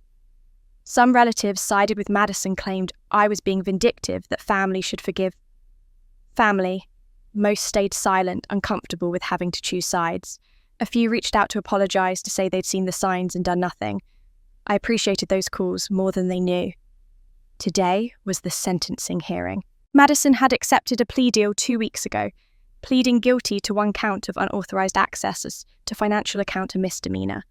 Her lawyer had tried to get it dismissed entirely, citing mental health issues and family dysfunction. The prosecutor held firm. I sat in the courthouse gallery 3 rows back, watching Madison sit at the defense table in a conservative navy dress that made her look young and vulnerable. Her hair was pulled back in a simple ponytail. No makeup. She'd learned how to play the repentant daughter. Mum sat in the front row, her hands folded in her lap. She'd asked if I wanted to sit with her. I'd declined. Aunt Ruth sat beside me instead, her hand occasionally patting mine. The judge, a woman in her 60s with steel grey hair and sharp eyes, reviewed the case file. Miss Fuller, you've pleaded guilty to unauthorized access to a financial account belonging to your mother. Do you understand the charges? Yes, Your Honor. Madison's voice was small shaky. Your attorney has submitted documentation of your mental health history and a letter from your therapist. I've reviewed these carefully. The judge looked at Madison over her reading glasses. I understand you've struggled with anxiety and abandonment issues. However, mental illness does not exempt you from the consequences of criminal behavior. I understand, Your Honor. Madison's lip trembled. The judge continued. You violated your mother's trust, you accessed her financial accounts without permission, and attempted to steal a substantial sum of money. This is a serious offence. She paused. However, I also note that this is your first criminal offence that you've pleaded guilty, and that you're engaging in treatment. Therefore, I'm prepared to show some leniency. I felt my jaw tighten. Leniency, of course. Madison Fuller, you are hereby sentenced to 12 months of probation. If you successfully complete probation without incident, this will be a suspended sentence. Additionally, you will complete 200 hours of community service, continue mental health treatment with monthly progress reports submitted to the court, and pay restitution of $8,000 to your mother, plus court costs, totaling $1,200. Madison nodded in tears streaming down her face. Furthermore, the judge said, her voice hardening, you are prohibited from accessing any of your mother's financial accounts. A restraining order will be issued preventing you from handling her banking credit cards or any financial matters. This order will remain in effect for 5 years. Do you understand? Yes, Your Honour. Miss Fuller, I'm giving you an opportunity to address your mental health issues and make amends. Don't waste it. If you violate probation or commit any further offences, you will serve jail time. Am I clear? Yes, Your Honour. Thank you. The gavel came down. It was over. As people stood and filed out, I saw a local news reporter in the back row scribbling notes. Small towns love their scandals. This would be in tomorrow's paper, carefully worded to avoid libel, but clear enough that everyone would know what happened. I watched relatives leave the courtroom, their faces a mixture of relief and discomfort. Uncle James nodded at me as he passed. Aunt Carol looked away. The cousin whose child had asked about me at Thanksgiving squeezed my shoulder. Ethan appeared from the back of the courtroom where he'd been sitting. He'd been called as a witness during the preliminary hearings, had testified about Madison's request for money and her lies about Mom's hospital bills. He walked up to Madison, spoke to her quietly. She looked up at him with desperate, hopeful eyes. He shook his head, said something else, then walked away. Madison's face crumpled. He ended it, Aunt Ruth whispered to me. Finally. Outside the courthouse, February sun broke through grey clouds. I stood on the steps, breathing in cold air, feeling something I hadn't felt in 3 months. Not satisfaction exactly, not happiness, but maybe a sense that justice, however imperfect, had been served. Movement caught my eye. Madison came out the side entrance alone. Her public defender had already left. Mum must have gone out another way. Madison sat down on the concrete steps, her face in her hands, shoulders shaking. I should have left, should have gotten in my car and driven away. But something made me stay, made me watch her fall apart in public the way I'd fallen apart in private. So many times. She looked up, perhaps sensing someone watching. Our eyes met across the distance of the courthouse steps. For a moment, we just stared at each other. 2 sisters who'd never really known each other. 2 daughters of the same broken mother, damaged in completely different ways. Madison's lips moved.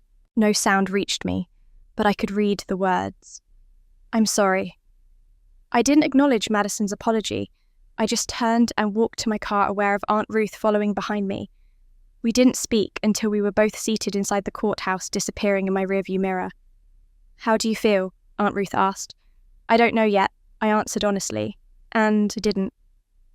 The hearing had been anticlimactic in some ways, earth-shattering in others. Justice had been served, but it felt smaller than I'd expected. Quieter. The family wants to talk to you, Aunt Ruth said carefully. I've been getting calls all week. Everyone's processing what happened and they want to hear your side of things. The whole story, not just the pieces they've picked up from gossip. When? This Sunday. At my house. I told them I'd ask you, but that you might not be ready. I thought about it as I drove. A room full of relatives who'd watched me be erased for 35 years and said nothing. Who'd chosen comfort over courage, silence over support. Did I want to face them? But then I thought about the cousin who'd squeezed my shoulder at the courthouse, about Uncle James's nod of acknowledgement, about the apologies I'd received over the past 3 months from relatives brave enough to admit they'd failed me. Okay, I said, I'll come. Sunday afternoon, I walked into Aunt Ruth's living room to find 15 people gathered.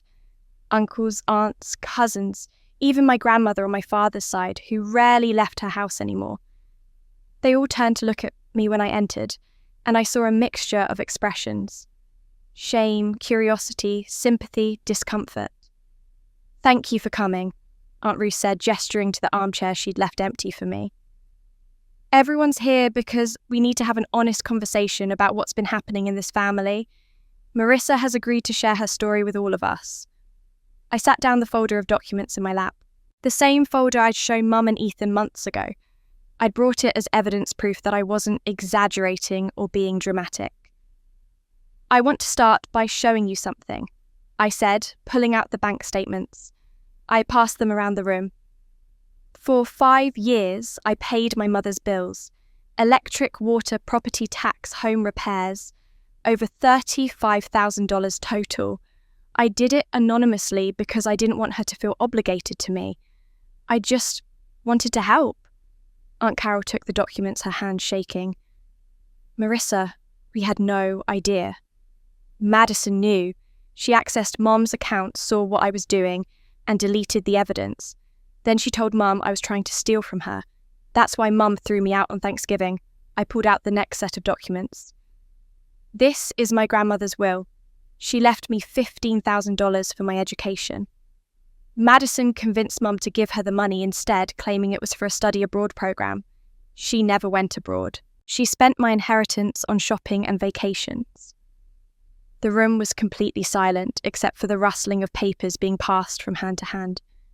I watched their faces change as they read as the full scope of the betrayal became clear. "We saw things," Uncle James said finally, his voice rough.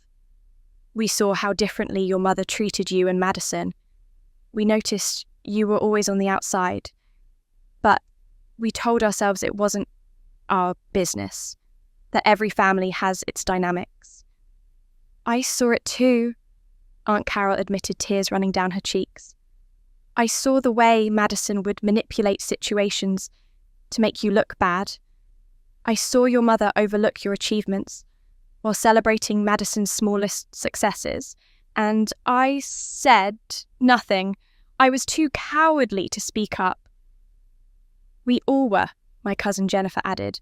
"It was easier to pretend everything was normal than to confront the truth." Aunt Ruth stood up. "Which is why we're here now, to acknowledge what we did wrong and to make some decisions about how this family moves forward." "Madison won't be invited to family events," Uncle James said firmly. "Not until she demonstrates real, sustained change. Not a few therapy sessions or a tearful apology. Real change measured in years, not months." "We can't enable her anymore," Aunt Carol agreed. "We can't pretend that what she did was okay just because she's family." My grandmother, who'd been silent until now, spoke up in her thin, wavering voice. "We want to make this right, Marissa. We want to reimburse you the $15,000 your grandmother left you. We'll split it among us, each family contributing their share." I looked around the room at these people who wanted to fix things with money, and I felt something unexpected. Not anger, not bitterness, just a clear, calm certainty about what I needed. "I don't want your money," I said quietly.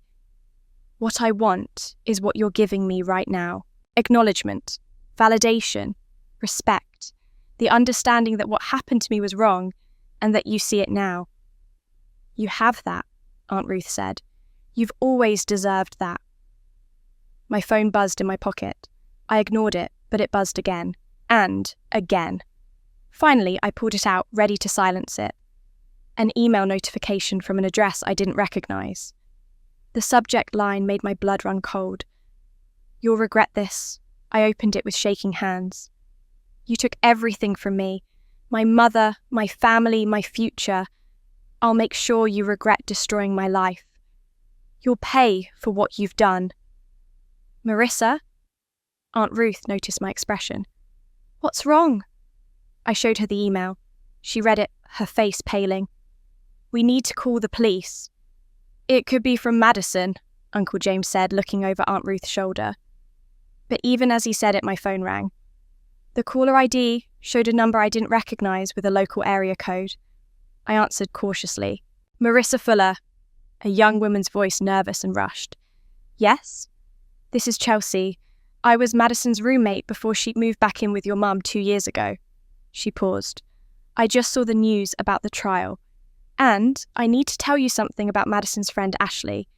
She's been helping Madison with something and I think you need to know about it. I agreed to meet Madison on one condition: it had to be in public. Aunt Ruth suggested Riverside Park, the one with the walking trail and benches overlooking the water. Neutral ground where neither of us held memories.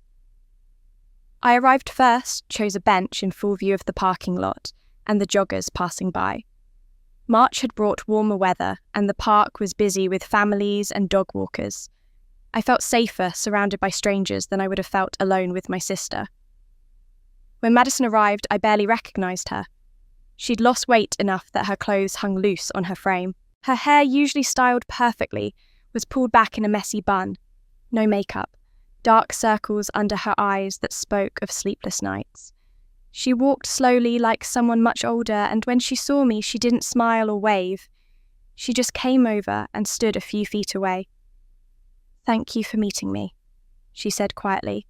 I wasn't sure you would. I almost didn't. I gestured to the bench.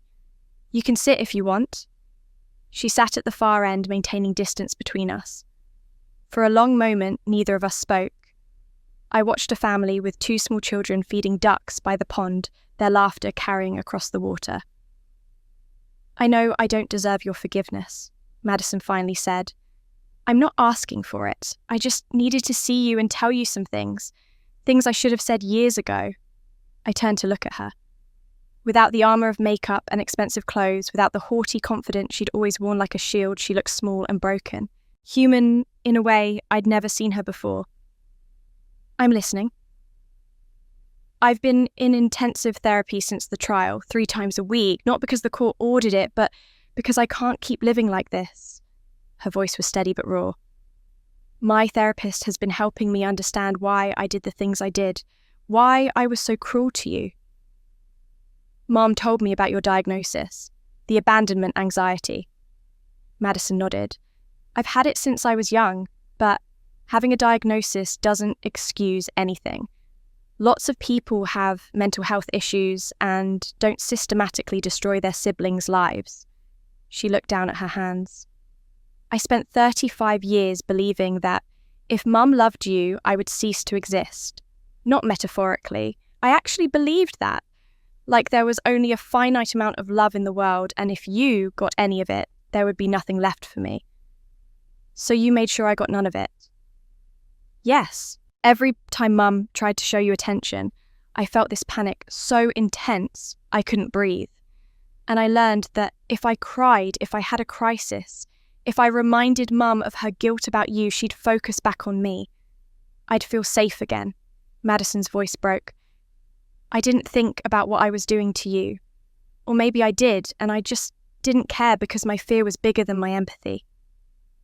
I watched a jogger pass by Ponytail swinging her face, peaceful and free.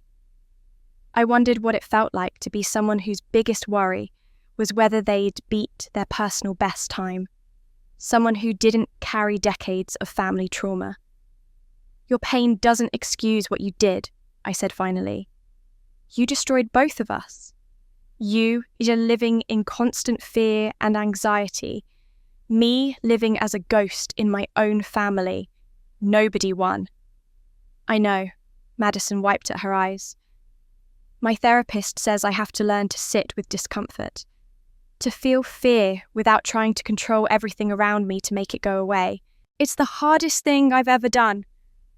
Sorry doesn't fix this. I told her, my voice firm but not cruel. You can't undo 35 years of damage with a few months of therapy and an apology. If you want any kind of relationship with me someday, and I'm not saying that's possible, you need years of change, not words. I understand. She looked at me directly. I'm not expecting anything from you. I don't expect you to forgive me or give me a chance or even think about me at all. I just needed you to know that I see what I did now. I see it clearly and it makes me sick. Good, I said bluntly. It should make you sick. Maybe that disgust will motivate you to actually change. Madison nodded, accepting the harshness without flinching. There's something else. Something I need to give back to you. It's at Mom's house in the attic. What is it? Letters from Mom. She wrote you letters for years, starting when you moved out. She'd write them and leave them on her desk, planning to mail them. And I took them. Every single one. Madison's face crumpled. I told her you'd gotten them and ignored them, that you'd called her pathetic, so she stopped writing them, thinking you didn't want to hear from her. Anger flared hot in my chest. You stole my mother's letters. Yes, and other things. Birthday gifts she bought for you. Cards. A bracelet she had engraved with your name. Madison pulled a small brass key from her pocket. I kept everything in a box in the attic. I told myself I was keeping them as insurance, as proof of Mom's guilt if I ever needed it. But really, I think I kept them because throwing them away would mean admitting what I'd done. She held out the key. I stared at it, my hands clenched in my lap. I've been hiding something for 15 years. You deserve to have it back. I took the key, my fingers closing around the warm metal. Does Mom know about this? No. No one knows. Madison stood up slowly. The box is in the back corner of the attic behind the old Christmas decorations. Behind the trunk with Dad's things. I'm not allowed at the house anymore because of the restraining order, so you'll have to get it yourself. She started to walk away, then paused. Marissa, I really am sorry. I know that doesn't mean anything right now. But maybe someday it will. I watched her walk back to her car, her shoulders hunched against more than just the March wind. Then I looked down at the key in my hand and thought about everything that had been stolen from me. Not just money, not just love. My own mother's words, hidden away in an attic for 15 years.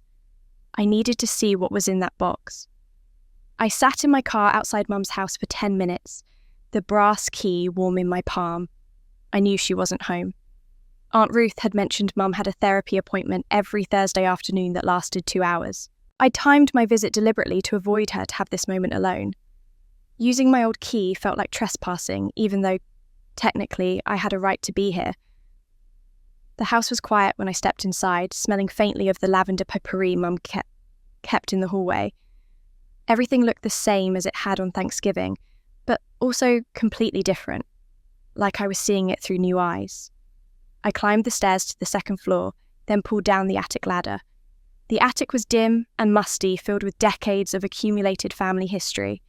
Christmas decorations in labelled boxes, old furniture covered with sheets, my father's trunk against the far wall, the one Mum could never bring herself to sort through even 10 years after his death. Behind the trunk, just as Madison had said, covered with an old blanket, was a wooden box about the size of a shoebox. I pulled it out into the light, my hands shaking. The key fit perfectly. The lock clicked open. Inside were letters, dozens of them. Some in envelopes, some folded loose, all addressed to me in my mother's handwriting, none of them ever mailed. I pulled out the first one dated from 8 years ago. Dear Marissa, I don't know how to say this, so I'll just write it down like my therapist suggested. I'm sorry. I'm so deeply sorry for the distance between us. I see you at holidays and you're polite and kind, and it breaks my heart because I don't deserve your kindness. I failed you when you were born and I've been failing you ever since. I don't know how to fix it, but I want you to know that I think about you every day. Mom! I set it aside with trembling hands and picked up another, this one from 5 years ago. Dear Marissa Madison told me you don't want to hear from me, that you find my attempts to reach out exhausting. But I miss you. I miss the daughter I never really got to know. I keep writing these letters even though I don't think I'll send them. Maybe someday I'll find the courage. Maybe someday you'll want to listen. Love. Mum. Another from 3 years ago. My dear daughter, I heard you got promoted again at work. Aunt Ruth told me. I wish I'd heard it from you, but I understand why you don't share these things with me. I haven't earned the right to your successes. Still, I'm proud of you. I've always been proud of you, even if I've been terrible at showing it. I read letter after letter, tears streaming down my face. Each one was an attempt at connection, at apology, at building a bridge across the chasm between us. And Madison had stolen every single one, leaving both of us alone on opposite sides of that divide. At the bottom of the box, wrapped in tissue paper, I found a small jewellery box. Inside was a delicate gold bracelet with a charm in the shape of a heart. Engraved on the heart, Marissa loved Mom, sweet 16. I'd never seen this bracelet. My 16th birthday had come and gone with a card from Mum that said happy birthday and a cheque for $50. Madison had gotten a party new clothes and what I thought was all of Mum's attention. But Mum had bought me this, had it engraved, had tried. And Madison had told her I didn't like gold. I sat on the dusty attic floor surrounded by stolen words and stolen moments and let myself cry. Not just for what had been taken, but for what could have been. All those years Mum had been trying to reach me and I'd never known. I'd thought her silence was indifference. It had been Madison's interception.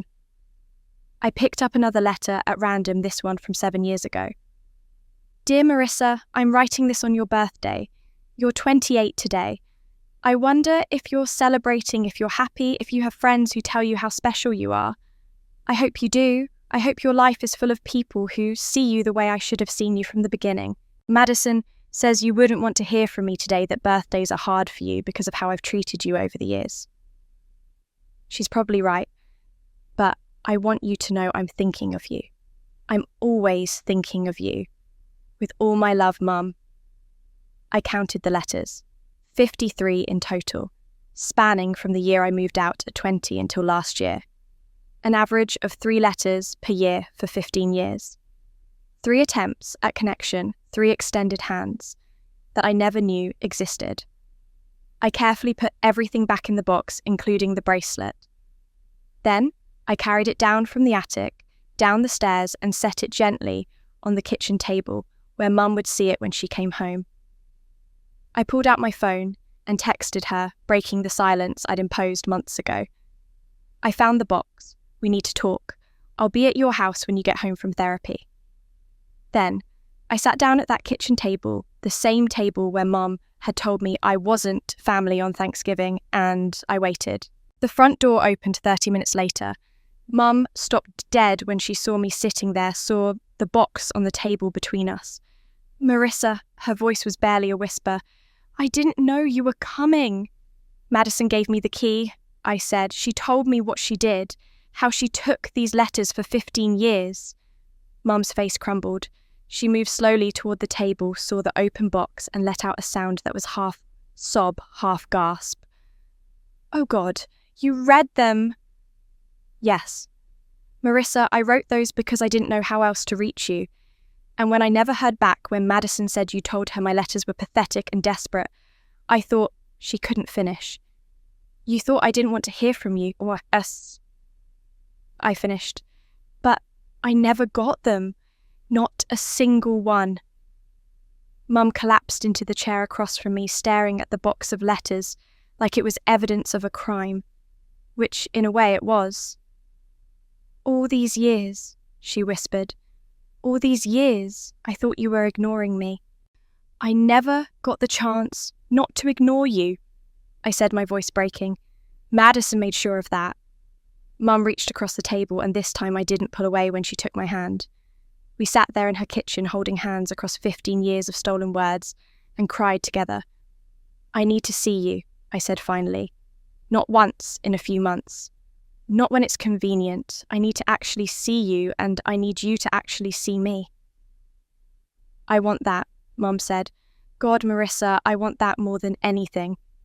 Then we start now, today, with the truth. We sat at that table for a long time, hands clasped, tears flowing.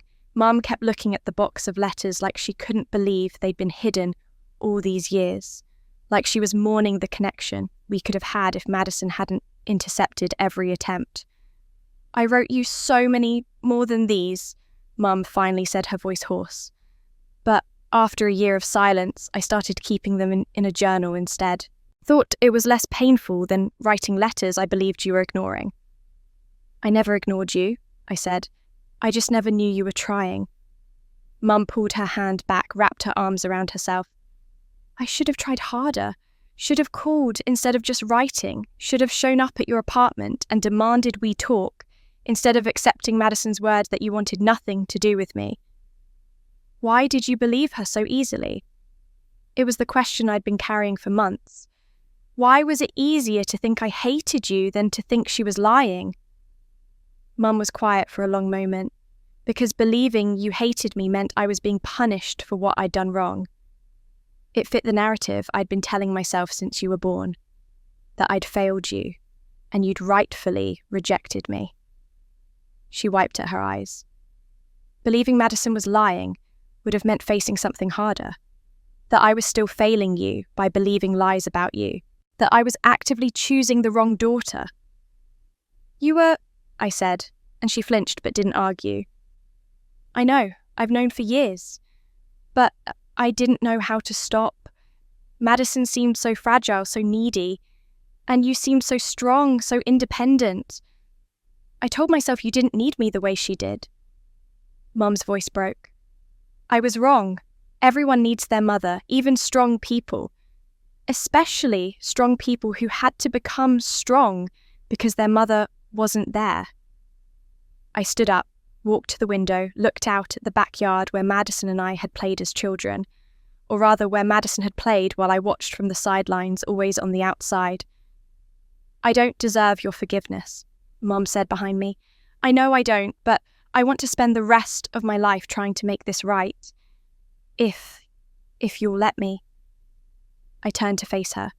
She looked small and old and broken, but also present in a way she'd never been before, really seeing me maybe for the first time. I don't know if I can trust you again, I said honestly.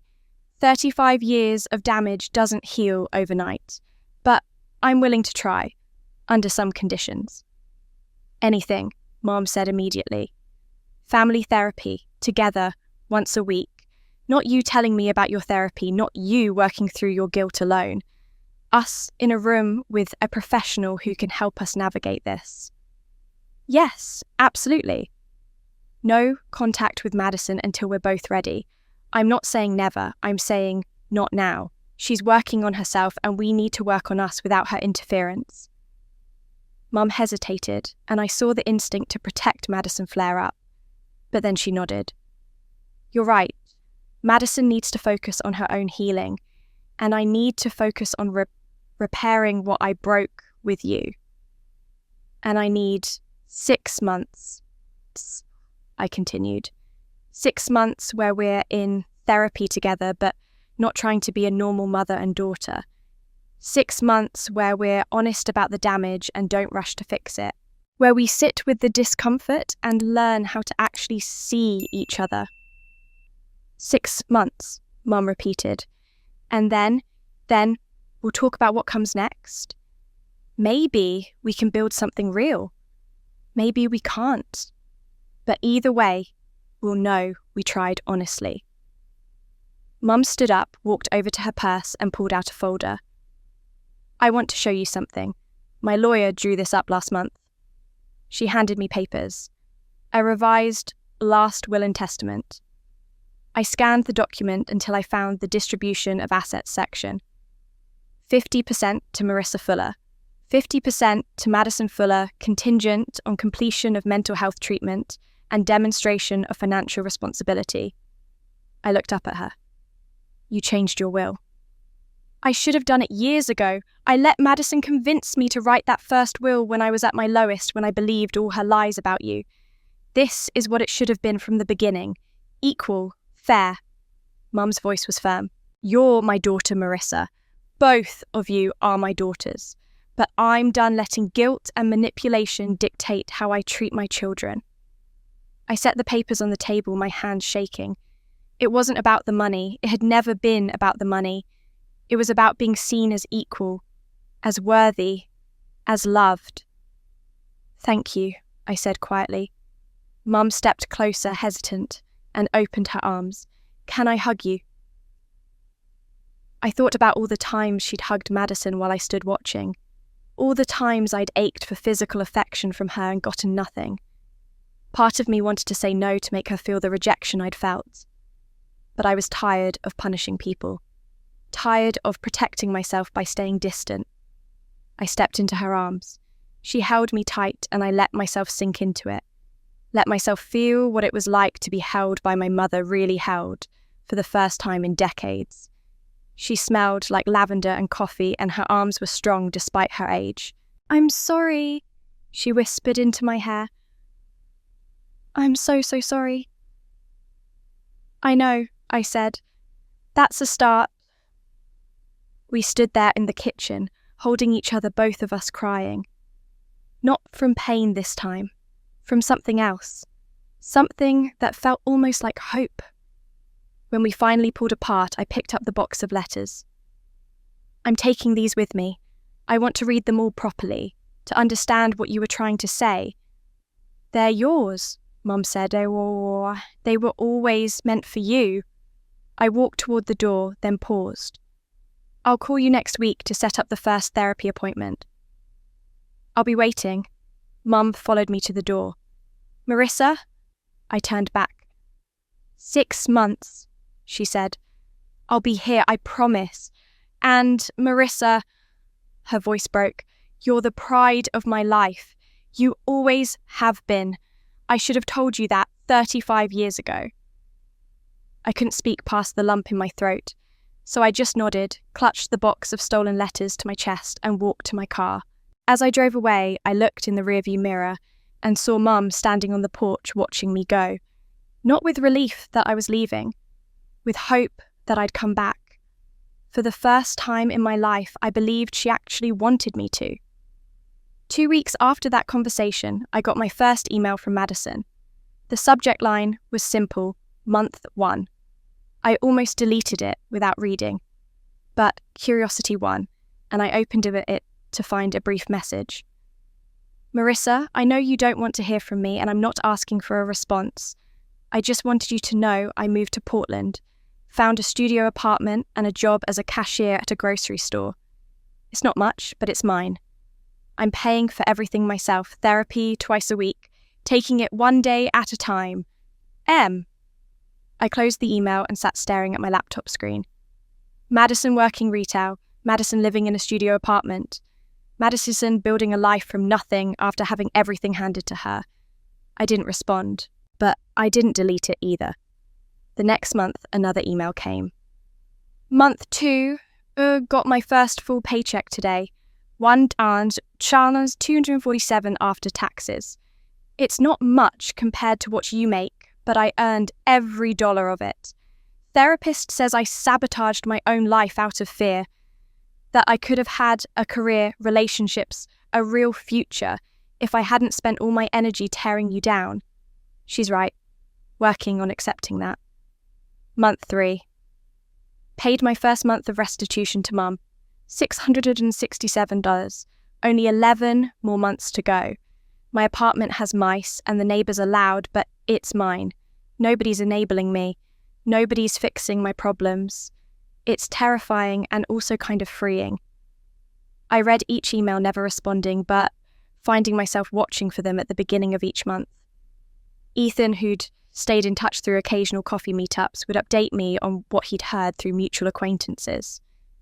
"She's really doing it," he said one afternoon at our usual coffee shop, working 40 hours a week, going to therapy, living alone.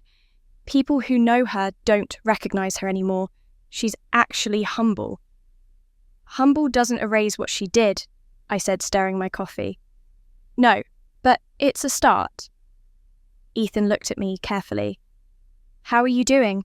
How's therapy with your mum?" "Hard," I admitted.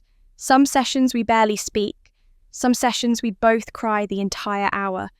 Last week, Mum finally talked about the postpartum depression without making excuses, about how she was afraid to bond with me because she thought she'd fail me again, about how that fear became a self-fulfilling prophecy.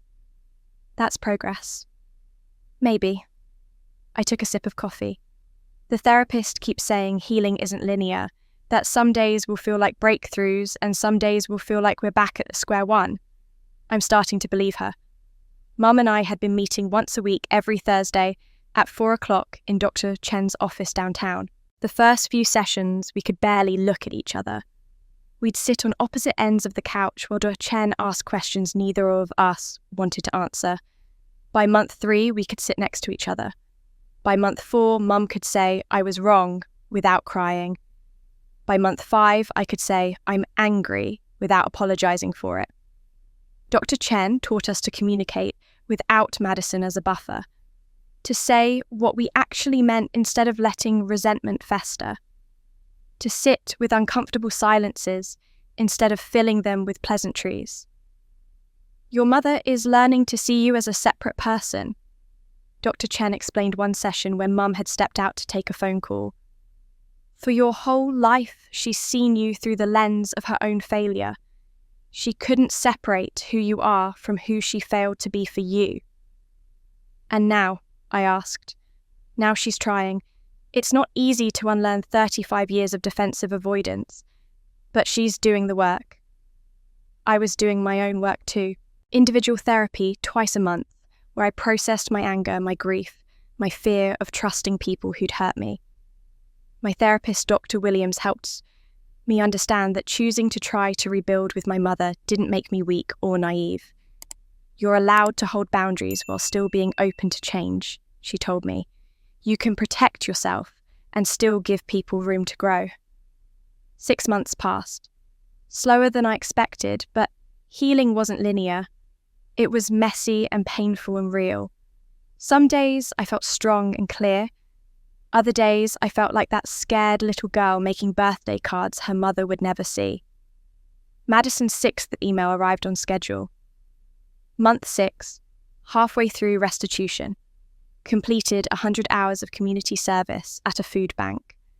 Therapist says I'm ready to start processing my feelings about you instead of just my fear of abandonment. That terrifies me. But I'm going to try.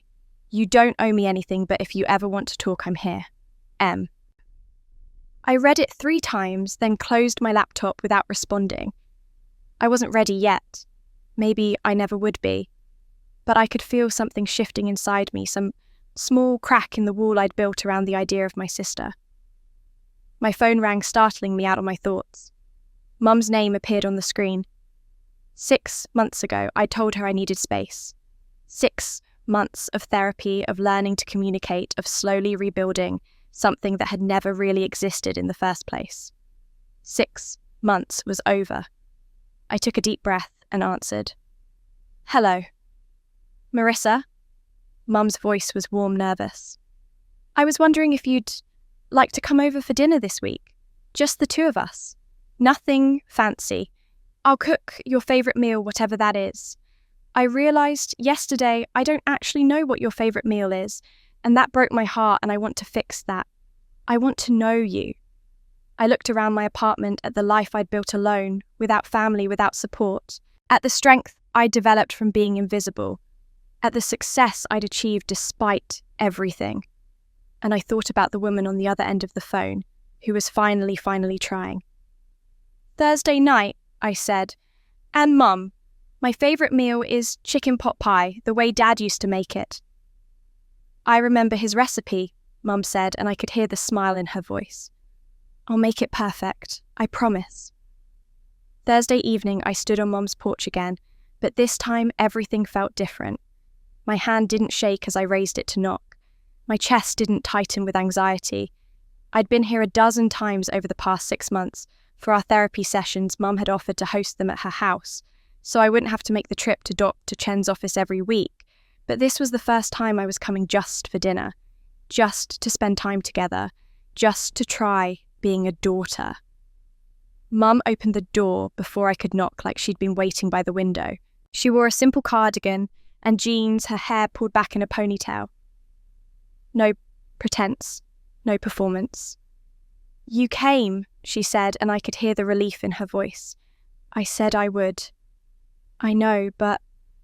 She trailed off, stepping aside to let me in. I wasn't sure until I saw you.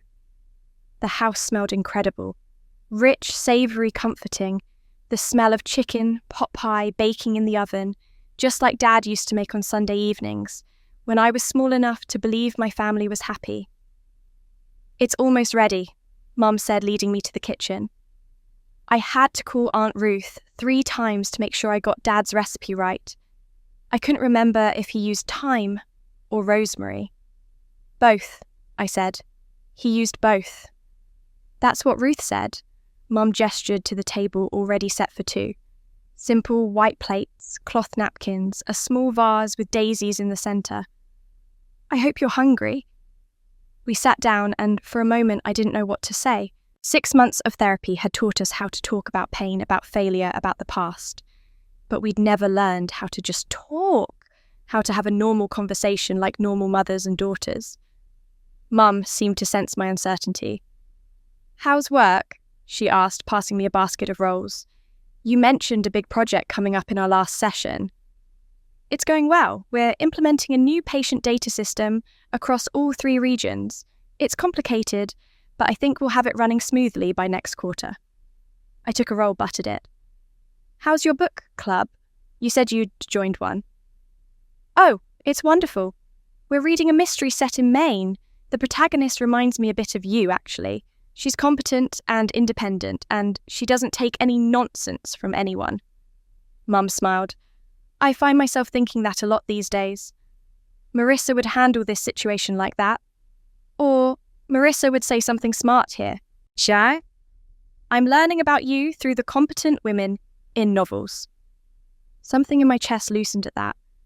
The idea that she thought about me, that she tried to understand me even when I wasn't there. "I watched a really terrible movie last week." Mum continued, serving us both generous portions of pot pie. "One of those romantic comedies where everyone makes obviously bad decisions. I found myself yelling at the TV. Your Aunt Ruth would have loved it." "What was it called?" "I can't remember. Something about a wedding and a disaster. But there was a scene where the main character realises her sister has been sabotaging her whole life, and I had to turn it off." Mum's voice quieted. "It was too close to home." "Mum." "No, it's okay. I'm not bringing her up to talk about her. I'm just saying that I see now how blind I was. How willfully blind." She met my eyes. "Every movie I watch, every book I read, I see patterns I missed in my own life. And I'm angry at myself for missing them." "Suganda, Dr. Chen says that anger is part of healing," I said. "She's right. She's right about a lot of things." Mum took a bite of pot pie, chewed thoughtfully. "This came out pretty well, actually. Your dad would be proud." We ate in comfortable silence for a few minutes. The pot pie was perfect. Flaky crust, rich gravy, tender chicken and vegetables. It tasted exactly like memory, like Sunday evenings before everything fell apart. "Can I ask you something?" Mum said eventually. "Are you happy? Not just successful or accomplished. Actually happy." The question surprised me. "Most days, yes. I have work I'm good at, friends I trust, a life that's mine." I paused. "I'm still learning how to be happy without proving something. How to just exist without earning my existence." "I'm sorry I made you feel like you had to earn it." Mum's voice broke slightly. "You should have always known you belonged just by being born. Just by being you." "I'm starting to believe that," I said. Slowly. "What do you dream about?" Mum asked. "Not career dreams, personal dreams. What do you want for yourself?" No one had ever asked me that. "I don't know yet. I've spent so long just surviving that I haven't let myself dream about thriving." I looked at her across the table. "But maybe I can start figuring that out now." After dinner, Mum disappeared briefly and returned with a small velvet pouch. "I want you to have this." She opened at it and pulled out the gold bracelet from the box, the one meant for my 16th birthday. I had it cleaned and polished. The clasp was a little loose, so I had that fixed too. I held out my wrist and she fastened it on. The gold caught the kitchen light, the heart charm warm against my skin. It looks beautiful on you, Mum said softly. I bought this 20 years ago, hoping you'd wear it. Better late than never. I touched the charm, felt its weight. Thank you. As I prepared to leave an hour later, pulling on my jacket, Mum walked me to the door. She looked nervous again, like she was trying to work up courage for something. What is it? I asked. Next time, she said hesitantly, maybe we could invite Aunt Ruth, if you'd like, that she's been asking about you, and I thought it might be nice to have dinner together, the three of us. I thought about Aunt Ruth, who'd kept my grandmother's will safe, who'd told me the truth when everyone else kept secrets, who'd loved me when my own mother couldn't. I'd like that, I said. Let's do that. Mum's face lit up with a smile that looked almost young. Really? Really, call me next week and we'll set it up. I drove home that night with the bracelet still on my wrist, catching glimpses of it glinting in the streetlights. When I got home, I didn't take it off. I was starting to believe I deserved to wear it. Madison's 8th email arrived on a Tuesday afternoon while I was reviewing quarterly reports at work. I'd gotten used to the monthly updates, the pattern of them. They came like clockwork on the first of each month, brief and factual, never asking for anything. But this one came on the 15th. The subject line was different too. Something of yours. I opened it with curiosity instead of the usual wary detachment. Marissa, I've been helping Mum clean out Dad's old storage unit. She's been putting it off for years, but she's finally ready. I found something that belongs to you. A photo album from when we were kids. It's full of pictures of you and Dad. I know how much you loved him, and I know you don't have many photos from before he died. These should be yours. No strings attached. I can mail it if you give me your address, or I can leave it with Aunt Ruth. Whatever you're comfortable with. M. I stared at the screen, my hand instinctively going to the bracelet on my wrist. Photos of Dad. I had so few memories of him. He died when I was 7, a sudden heart attack that no one saw coming. In the chaos of grief, most of the family photos had ended up with Mum, and I'd never thought to ask for copies. I hesitated for a long time before replying. Finally, I typed my work address safer than giving her my home and hit send. The package arrived 3 days later, a padded envelope with careful handwriting addressing it to me. Inside was a leather photo album worn at the edges with the Fuller Family, 1995 to 1997, embossed on the cover in faded gold letters. I opened it at my desk, then quickly closed it when tears started falling. I waited until I got home that evening, poured myself a glass of wine and sat on my couch to really look. The first page showed me as a toddler, maybe 2 years old, sitting on Dad's shoulders. His hands held my tiny feet, and I was laughing, my mouth wide open in delight. He was looking up at me with such pure joy that it hurt to see. Page after page of moments I'd forgotten or never knew existed. Dad teaching me to ride a bike, his hand steady on the back of the seat. Dad and me building a snowman, both of us covered in snow and grinning. Dad reading to me at bedtime, my head resting on his shoulder. In every single photo, he was looking at me like I was the most important person in the world. There was a note tucked in the back of the album in Madison's handwriting. Marissa, I found this in a box labelled Family Photos. To sort. I don't know why these were never put in the main albums. Maybe Mum couldn't look at them after he died. But you should have them. He loved you so much. Anyone looking at these photos can see it. I'm sorry you've had so few people in your life who looked at you that way. You deserved more. M. I sat on my couch holding that album for an hour, crying for the father I'd lost and the childhood I'd never really gotten to have after he died. Dad had seen me. He'd loved me unconditionally, effortlessly. And then he was gone, and I'd spent the next 28 years trying to earn that kind of love from people who couldn't give it. I opened my laptop and typed a response to Madison. The first response I'd sent in 8 months. Thank you. This means more than you know. Her reply came within an hour. I'm glad you have them.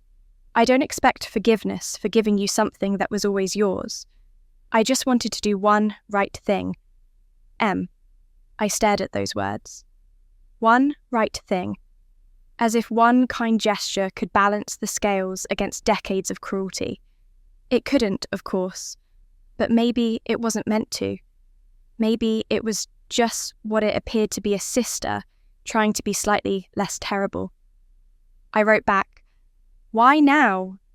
Her response came after a longer pause. "Because my therapist asked me what I'd want my legacy to be if I died tomorrow, and I realised my legacy right now is just pain. Yours, Mum's, my own. I can't undo the pain I caused, but maybe I can stop adding to it. Maybe I can start doing small things that make the world slightly less damaged than I found it." We exchanged a few more emails over the next month. Nothing deep, nothing confessional, just brief civil exchanges. She told me about her job at the grocery store, about a co-worker who made her laugh about how strange it was to live on a budget. I told her Mum and I were having regular dinners, that Aunt Ruth sent her love. It wasn't friendship, it wasn't even close, but it was human and honest, and maybe that was enough for now. The week before Thanksgiving, Mum called me at work. "I wanted to ask you something," she said, sounding nervous. "Would you like to come over for Thanksgiving dinner, just the two of us? Aunt Ruth said she's going to her daughter's this year." "Just us?" I asked. "Well," Mum hesitated. "Madison asked if she could drop off a pie. She made one as part of her community service project. At the food bank, they taught a baking class. She wants to bring it by, but she won't stay unless you say it's okay. She'll just leave it and go." I touched the bracelet on my wrist. Thought about the photo album sitting on my coffee table at home. Thought about how much had changed in a year. "What kind of pie?" I asked. "Pumpkin," Mum said.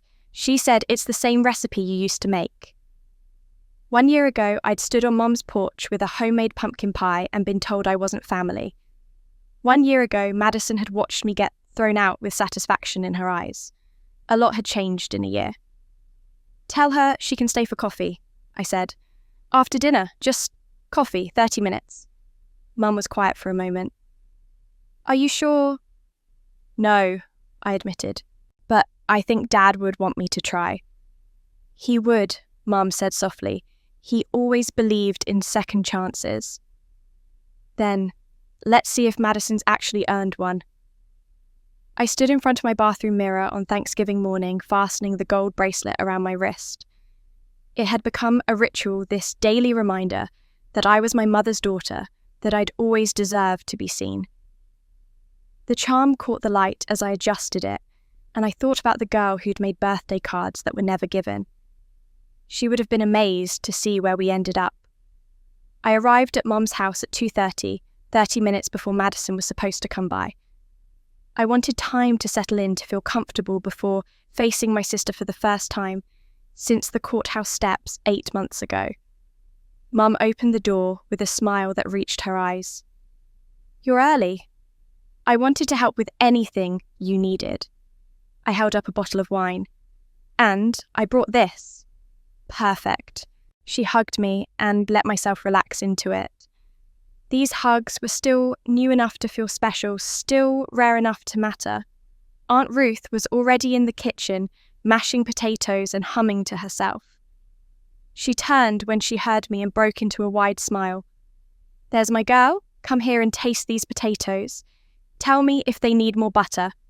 I tasted them dutifully, pronounced them perfect, and helped set the table while Mum checked on the turkey. We worked together in easy companionship, the kind I'd seen in other families and never thought I'd have in my own. At exactly 3 o'clock, there was a quiet knock at the door. Mum looked at me. "Do you want me to get it?" "No." I took a breath. "I'll go." Madison stood on the porch holding a pie carrier, and I had to look twice to make sure it was really her. She'd lost more weight, but in a healthy way this time. Her hair was shorter, practical. She wore jeans and a sweater that looked like it came from a thrift store, and there was no makeup, no pretense. She looked like a regular person, instead of the polished, untouchable version of herself I'd always known. "Hi," she said quietly. "I made pumpkin pie, used your recipe. Well, the one I remembered you using. Thank you. I took the carrier from her. It smells good. I've been practicing. The food bank runs a baking class for people in the program. She shifted her weight nervously. I won't stay. I just wanted to... Mom said you could stay for coffee, I interrupted. After dinner, if you still want to. Madison's eyes widened. Really? 30 minutes, just coffee, that's all I'm ready for. That's more than I deserve. Her voice was thick with emotion. Thank you for letting me do even this much. She started to turn away and something made me speak. Madison. She stopped, looked back. We're eating at 4:30. Come back at 6. She nodded, not trusting herself to speak, and walked quickly to her car. I brought the pie into the kitchen, where Mum and Aunt Ruth were pretending not to have been listening from the doorway. That was kind of you, Aunt Ruth said softly. It's just coffee, I said. But we all knew it was more than that. Dinner was everything Thanksgiving should have been. Mum had cooked a feast, and for once I sat at the head of the table. Not tucked in the corner, not at the kids' table, not invisible. At the head, in Dad's old spot where I could see everyone, and everyone could see me. Mum raised her glass. I'd like to make a toast to second chances and daughters who deserved better. To healing that's hard but worth it, and to Marissa, who taught me that love isn't about guilt or obligation. It's about showing up even when it's difficult. We clinked glasses and I felt tears prick my eyes. Good tears this time. The conversation flowed easily. Aunt Ruth told stories about Dad that made us laugh. Mum asked about my promotion at work. Really listened to my answer. Asked follow-up questions. We talked about a book we'd all read about plans for the holidays. About small, normal things that felt revolutionary because they were normal. I looked around the table at these two women who'd finally learned to see me, and I realised something profound. I didn't feel invisible anymore. Not because I'd fought and clawed my way to visibility, but because I'd learned to demand respect, to set boundaries, to know my worth, regardless of whether others acknowledged it. At 6 o'clock, there was another knock. Mum looked at me, and I nodded. She let Madison in. We sat in the living room with coffee and pie, the four of us arranged carefully with plenty of space between Madison and me. The conversation was stilted, at first awkward. Madison asked about Aunt Ruth's daughter, thanked Mum for letting her come by, complimented the house even though she'd lived there for years. Then, Mum did something unexpected. She asked Madison, "How's your therapy going? Really going?"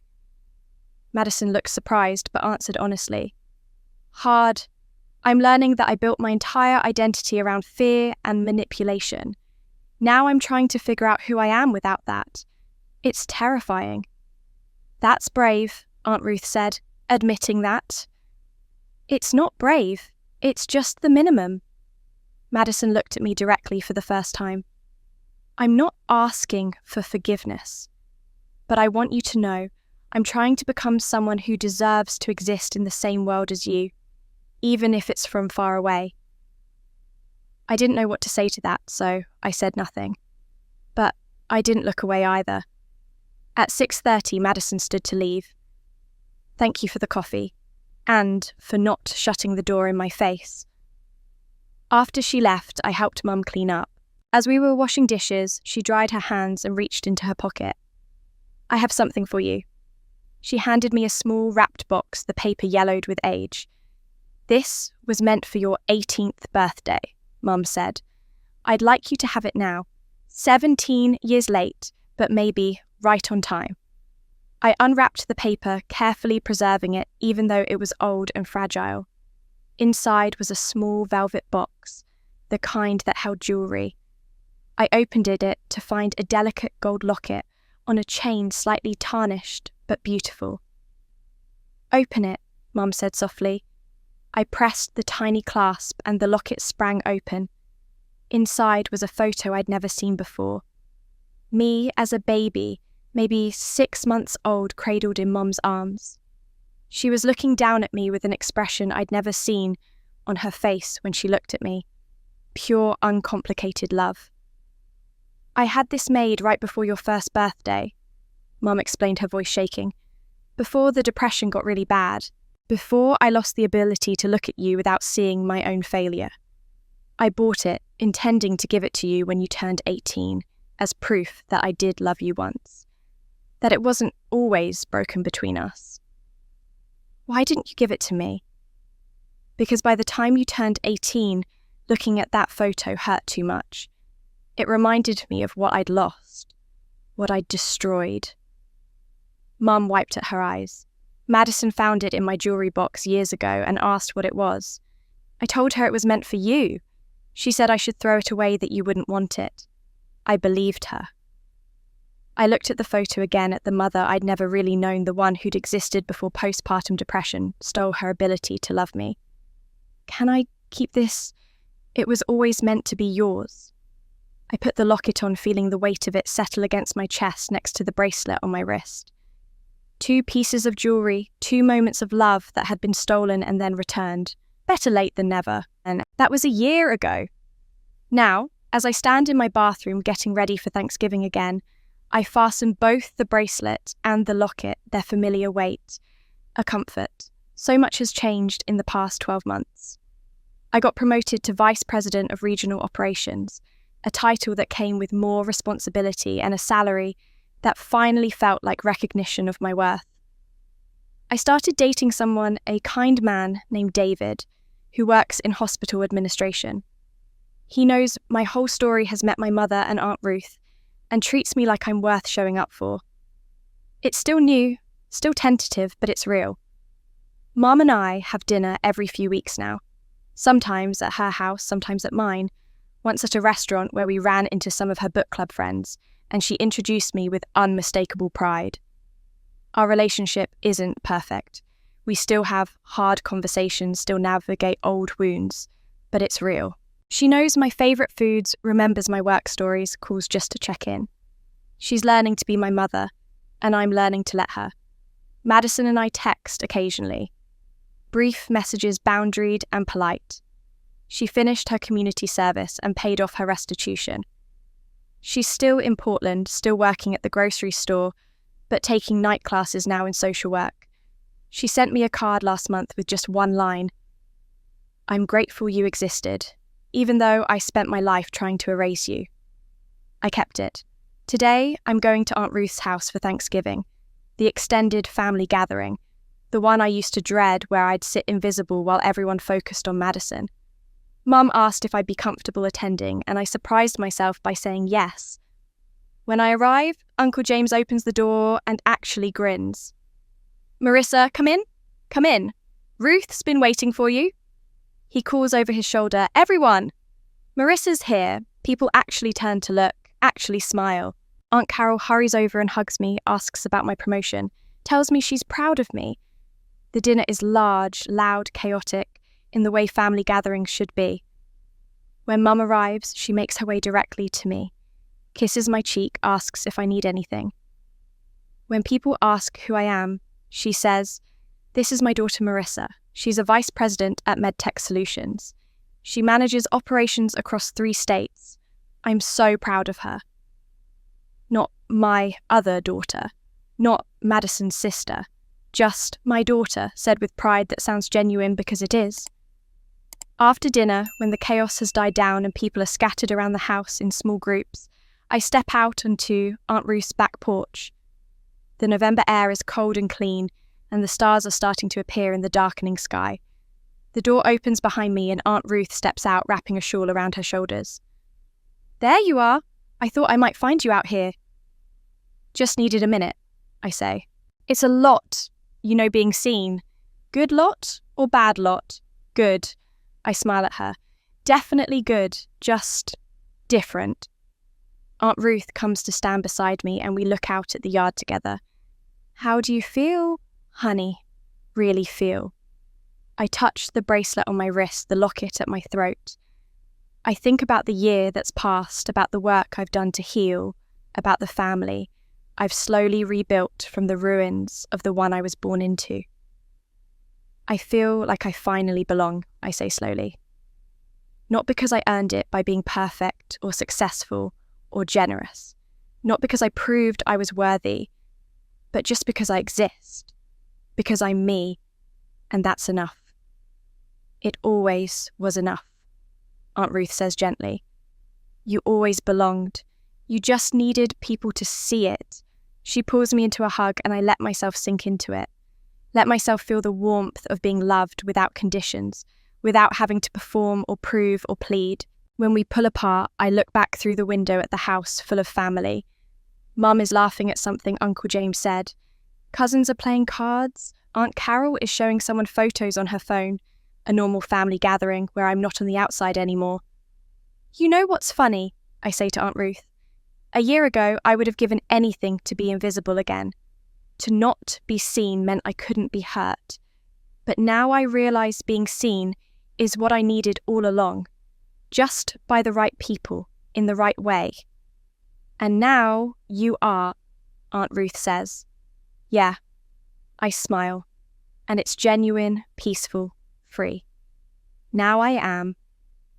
We stand there together in the cold November evening, and I feel something I've never felt before. Complete. Whole. Like all the broken pieces of my life have finally been gathered up and put back together in a way that makes sense. I'm not invisible anymore, and I never will be again. As I stand here today, looking back on the journey that brought me from invisible daughter to someone who knows her worth, I'm reminded that healing isn't a destination. It's a daily choice. Some days are easier than others.